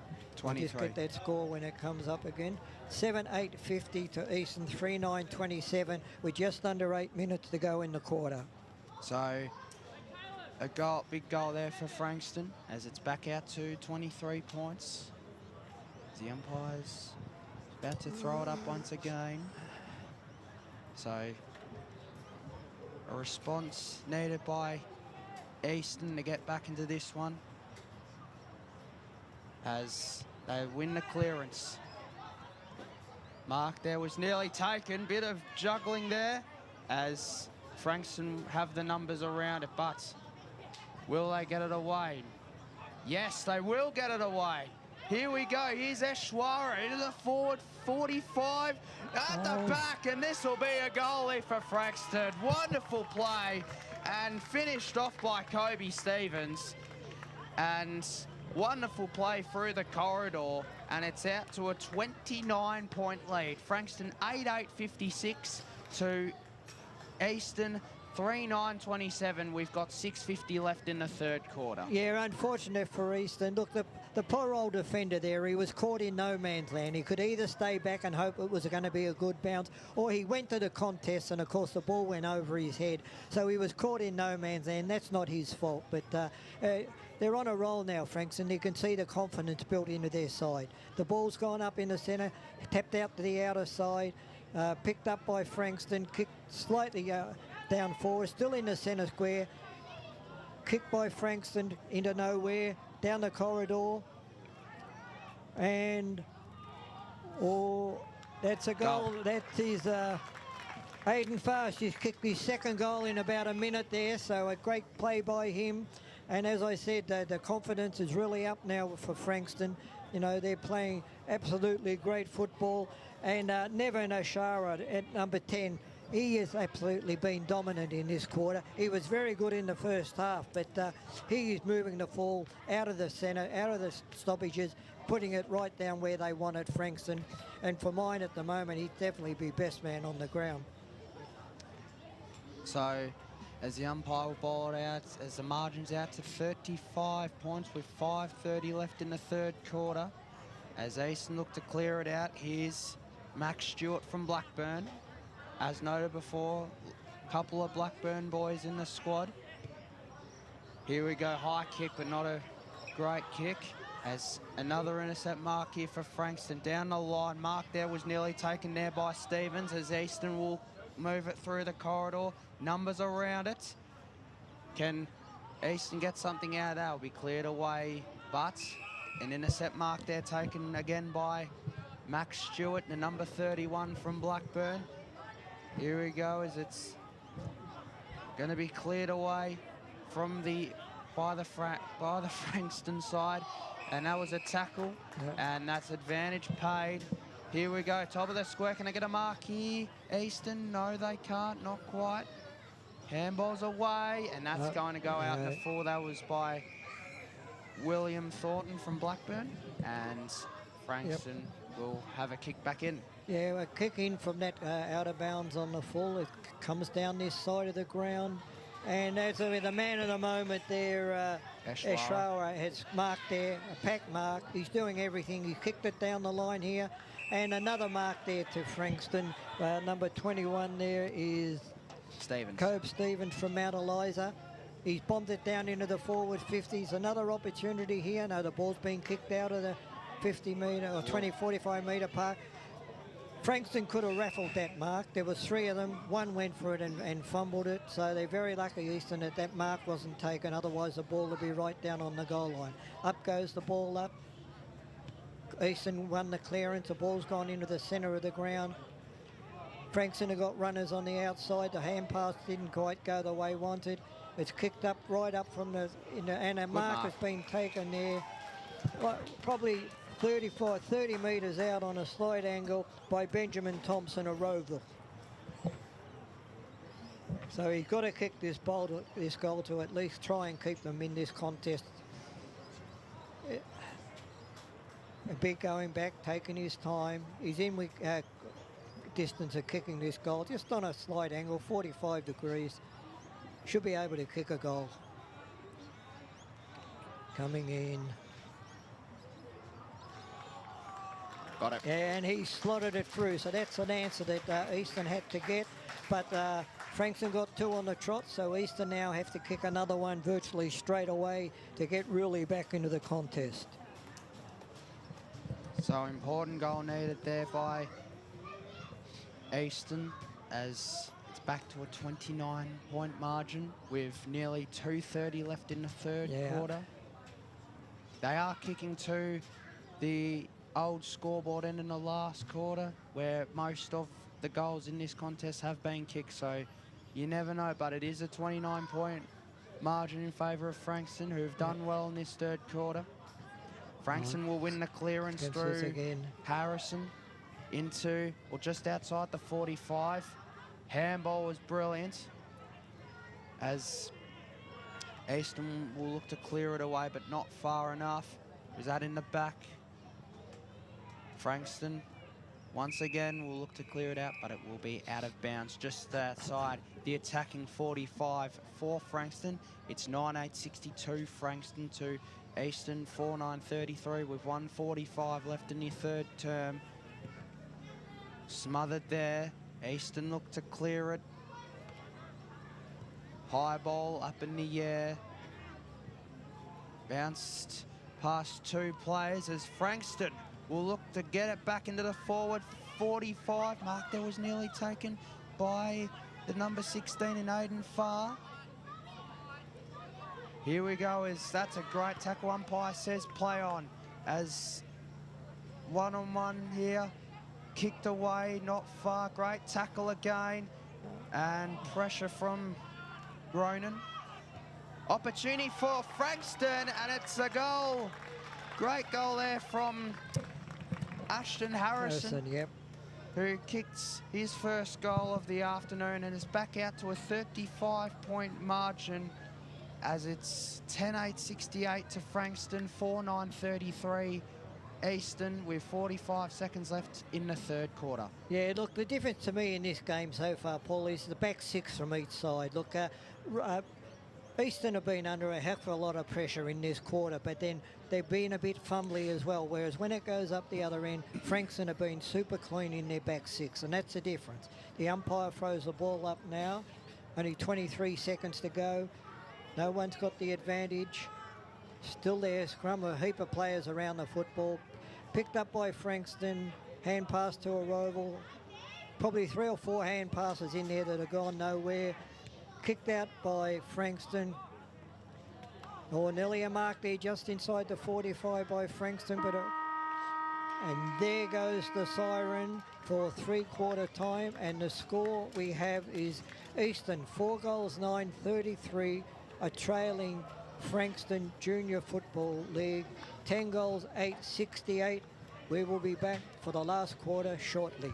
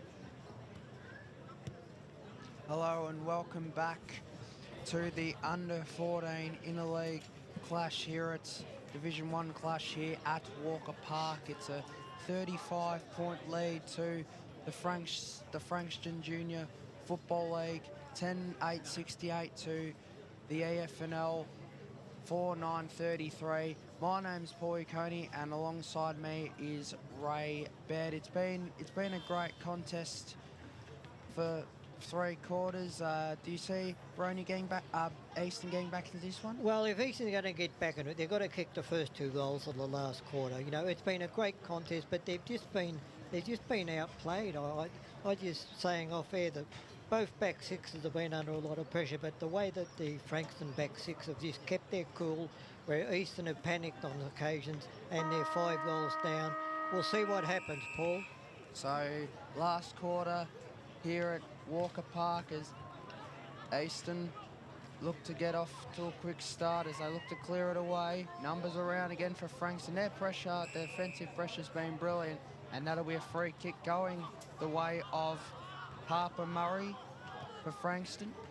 He's from EFNL Aspendale, and that's a mark there taken by Kobe Stevens from Mount Eliza as he will handball over to Oscar Marsden, his teammate, as their intercept mark was taken by the number 43, Blake Doherty from Box Hill. Forest Hill. Forest Hill even. Yep. As they look to go down the line. Can they go off to a quick start here? Mark there taken by Brandon Ellis for Frankston. Down the line. Numbers around it. Here's Jesse Gronin from Montrose, and that will be a ball up inside the attacking 50 for Frankston. We've played 1 minute and 10 seconds in this last quarter as both rucks will go at it. As Frankston look to keep it in the forward 45. Great pressure there by Easton. Cleared down the wing. Can he find a mark? It's still alive, but it's gone out of bounds, and it'll be a throw-in. Okay, we await the throw-in on the centre wing on the outer side here at Walker Park, Mitcham. A ball's been thrown in, up go the rucks. Easton's advantage, the ball went that way with the throw-in, but they haven't capitalised on it. Frankston have picked up the crumbs and they've moved forward, and a beautiful pass there, but he's kicked it straight to the Easton player. He's played on. He's kicked it. He's found a target right on the point of the square. He's come around this side. Another great mark by Easton then, right in front of us. But he's been run down. The way he played on then, I would believe they've been told to play on, because he played on at all costs then, but he was run down. He's gone into the middle. Nobody can mark the ball. A hand pass has come out from Frankston, and Easton now have the ball. It's kicked to nowhere, but they've overrun it, the Easton players. They've passed somehow, not very pretty, but they've moved the ball forward. It's still in the centre square though. Frankston have picked it up, kicked it up towards the Maroondah Highway end, where they've got a mark just inside the 45. He's going back. He's going to he put it on the lead. That was Jordan Halal who kicked the ball out there. And I don't know who's marked it out there. Can't see his number at the moment. But it's one of their tall forwards down there who's going to have a shot. He's wouldn't be 30 metres out on a 45-degree angle at the Maroondah Highway end of the oval. So as comes in, we'll get a number in just a moment. It comes back, and it is right through the middle. It could have been Tobias Lee or something. Yeah, we'll get it in a minute. Anyway, it's a goal there to Frankston, a goal that Easton didn't really need. So anyway, we'll give it to, I think it was Tobias Lee. 34, was it? Okay. 24, yes. 20, yeah, so Tobias Lee I was right then. with the goal. All right, another ball up now. Well, the Eastern boys have certainly got the job in front of them now, you know. They're 7 goals down now. I can't afford that. Up goes the ball in the centre of the ground. No one gets a clear knockout. Frankston once again pick up the crumbs, get the centre clearance. They're gone inside their forward 50. A hand pass across to a player in the clear. And they've kept it off with another goal straight away. And that was the second goal to Jai Gunnasarakira from EFNL Aspendale, who's kicked his second goal, one in the first quarter and one in that quarter. And Frankston at the moment are just doing what they want. Eastern are chasing tails, and I can't see them getting back into the game at the moment. They'll never give up, but it's just up and about Frankston at the moment, and why wouldn't you be? You're 8 goals in front. So the umpire will ball it up here in the centre. We've got 15-15 left in the game. It's Frankston by 47 points as Eastern will handball it around and look to clear it into their forward 45. There's 2 players around it. That mark was taken brilliantly by Harper Murray as he will go down the line there to Eshwara, who's been best on ground for mine in this one.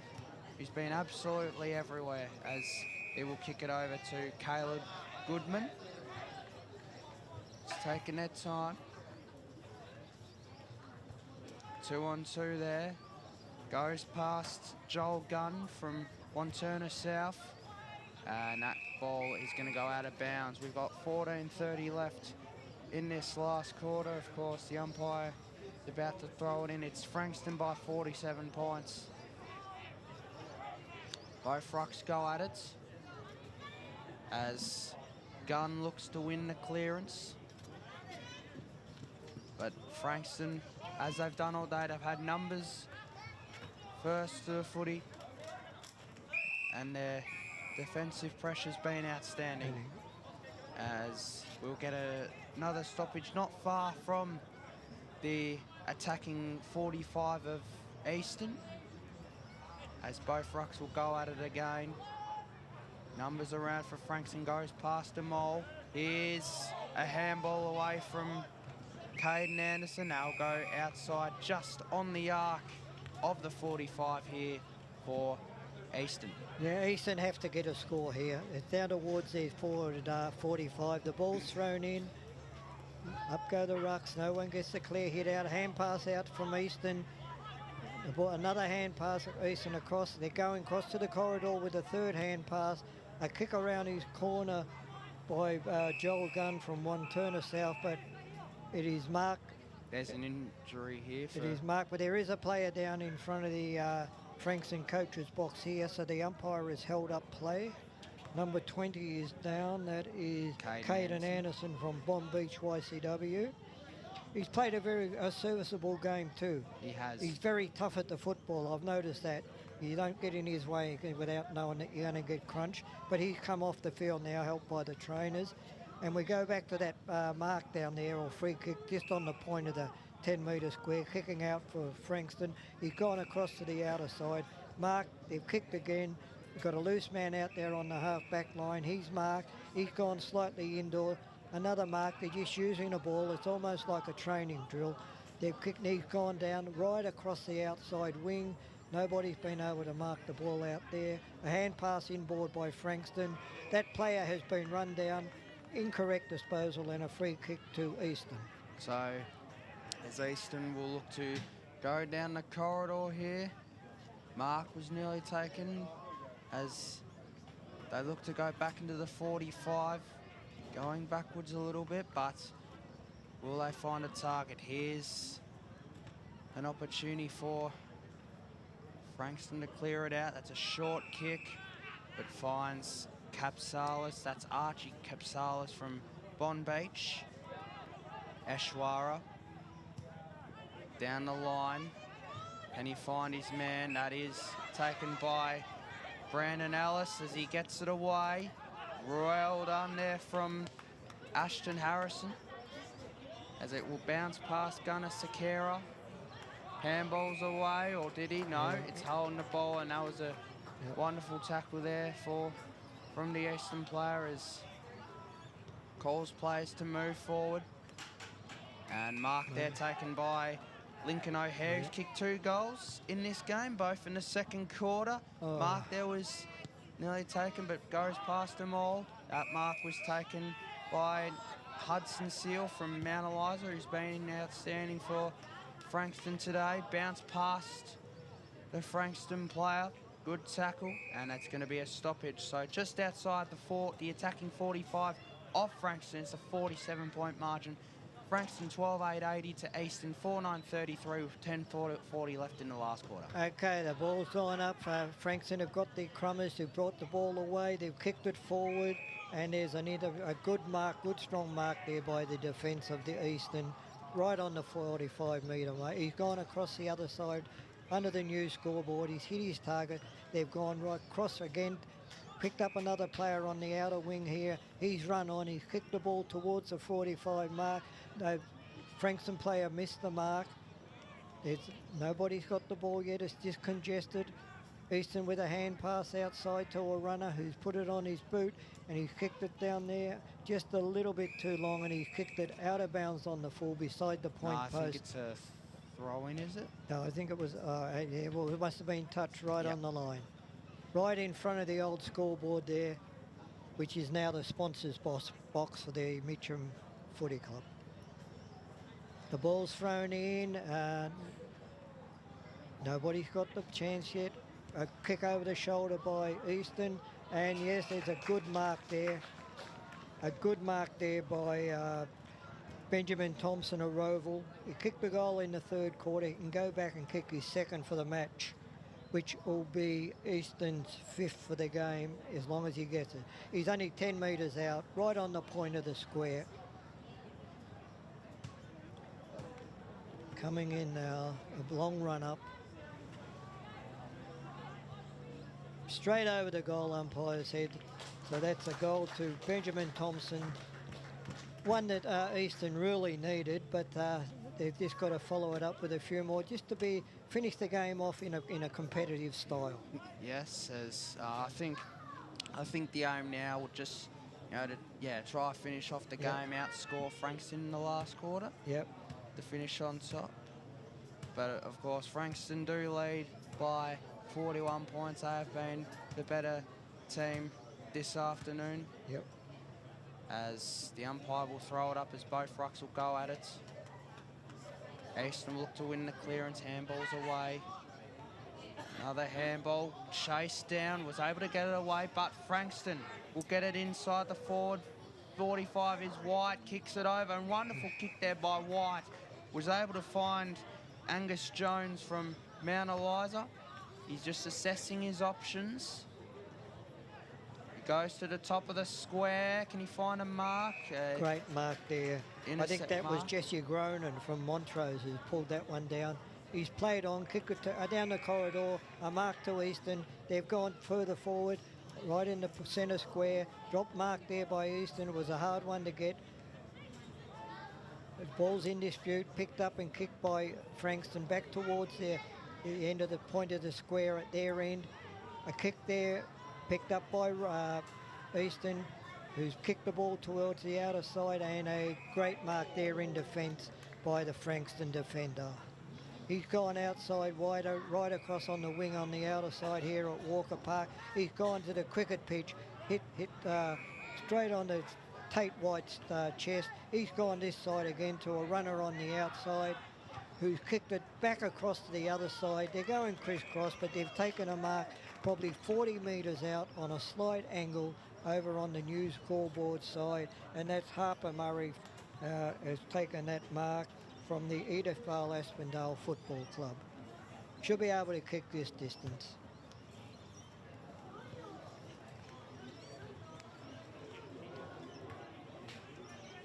So no, the ball didn't quite make the distance. It hasn't gone through yet. No one's put it through. A snapshot there by Frankston's gone right across the face of the goals, and it's out of bounds on the far side, halfway between the new scoreboard and the point post.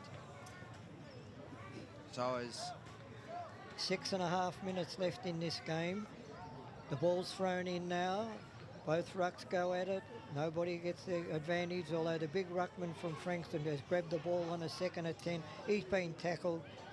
No one's really come clear. Someone snapped a shot out of the pack to Eastern players in the goal square. Must have been touched off the boot because they played on. Handball under pressure by that Eastern player. Wallish is being slowly kicked out towards us on the wing. Probably about 45, probably 50 metre, right on the point of the square there on this side of the ground. So both rucks go at it right on the arc here of the attacking 45 for Frankston. As it goes out of bounds, so it'll be another throw in. We've got 5:30 left in this contest. It's Frankston by 41 points. 12-8-80 to 5-9-39. Both rucks go at it once again. And it looks like we may have another stoppage. So we go again. And it'll be from about 35 out. Both rucks will go at it. As Easton will look to clear it out of defence. Great pressure from Frankston. And that will dribble past. And it was Kai Parsons that got tackled. And it's holding the ball. So free kick going the way of Easton. Down the line. Kicks to a pack of players. As it's the number 11 in Gunnar Sakira. And that ball will bounce out of play. And it'll be a throw in with about 4:30 left in the contest. Yeah, waiting on the boundary umpire. The ball's thrown in. Easton got the knockout hand pass, but it was intercepted by a Frankston player who's been absolutely manhandled and tackled when the umpire has called for a ball up. Waiting on the ball up now. Up goes the ball up. Easton again got the knockout, but picked up by Frankston. They've got runners on the outside. A hand pass has come to them. A kick on the left foot has put it back in the corridor. And a very strong mark there in front of the pack. I think that was Hudson. No. Number 16. Aidan Farr. Aidan Farr is go back. He's only 25 metres out, directly in front. Should go back and be able to kick his third goal for the game. In he goes. He has kicked that, so that's his third goal of the game to Aidan Farr. He kicked two within 2 minutes in that third quarter, and he's finished off with another one in the last quarter. Not long to go now in this game, but Easton just need to hopefully finish off with the last goal of the game. We've only got just on 3 minutes to go. Yes, as Frankston get it back out to 47 points. Umpire's about to ball it up as both rucks are set to go at it. As Baronia will get the knockout and look to get the clearance, but there's three Frankston tackling him. Bounce past the Frankston player as they look to get back into their forward 45. That's a great tackle. Handballs away. Inside the 45, forward 45 again for Frankston. That's a great tackle. And that's holding the footy. So they'll get another shot on goal here. And I think it's Aidan Farr again, who will be lining up for his fourth goal. It is. Yep, so it is. Aidan Farr from about 35 outs. Well, if he kicks this, Paul, he kicked two within the 2 minutes in the third quarter. Looks like he's going to do it again in the last quarter. So Farr will come in for his fourth goal, and that is right over the goal umpire's hat. Yep. It's a fourth goal for Aidan Farr. 2 goals in a minute. He did it in the third quarter. He's done the last. He's kicked 4 goals for the game, and it's out to a 53-point margin. Frankston 14-8-92 to Easton 5-9-39. Yeah, and we've got a minute 40 to left in this game, so there's not much left. Easton, look, they just cannot afford Frankston to get another goal. You know, you've just got to play for a bit of honour here and just not concede. You've got time, a minute and a half to get a goal yourself maybe, but don't let the opposition score. So Frankston again looked like, yeah, they got the centre break clearance again, a kick off out of the square. Probably an opportunity there for the Frankston forward who's dropped the marker right at his feet, but it's been a free kick to Easton. You're coming across to this grandstand side. A great kick and a great mark there by number 4, Lenny Clark. He's been serviceable there, Blackburn Small. He has, as he'll bounce inside the 45 for Easton. Can they get something here to get a goal back for the Easton Jackson side? Tiberi's. Play around it, Tiberi, who's been serviceable as well for Easton, as he'll go out of play. We've got 40 seconds left to go. Waiting for the boundary umpire to throw the ball in. Up it goes. Up go the ruckman. Once again, the tap out by Frankston. Nobody's picked the ball up, although Frankston have got the advantage now. They kicked it to the centre of the ground. There's only a Frankston player on his own. He's got another one running on this outside wing. He's marked the ball. He's going forward. 13 seconds, 12 seconds. He kicked the ball to the half forward. Another mark there. We only got 7 seconds. He kicked it in. If they mark this, they've got an opportunity for a goal. But a great intercept mark. A great intercept mark. Zach Molinaro, Mitcham, a great intercept mark right there on the siren. And the final score is Easton, 5 goals, 9-39, was soundly defeated by the Frankston District Junior Football League. 14 goals, 8-92. A great game there, Paul. What do you think about it? What's your summary? Yeah, I thoroughly enjoyed calling this game here at Walker Park. Frankston played really well. They had a really strong back six, and they were excellent. And Easton gave a really good effort well, but it just blew out in the second half, didn't it, Ray? Yeah, look, I go along with you. Look, the ruck dominance with this group from Frankston, which created centre clearances. But, yeah, as we pointed out, particularly in the first half and more so in the third quarter, the back six for Frankston, they were absolutely amazing under pressure, and they did the job for their side. Look, both sides will fight on for another day, and it was a great game of football.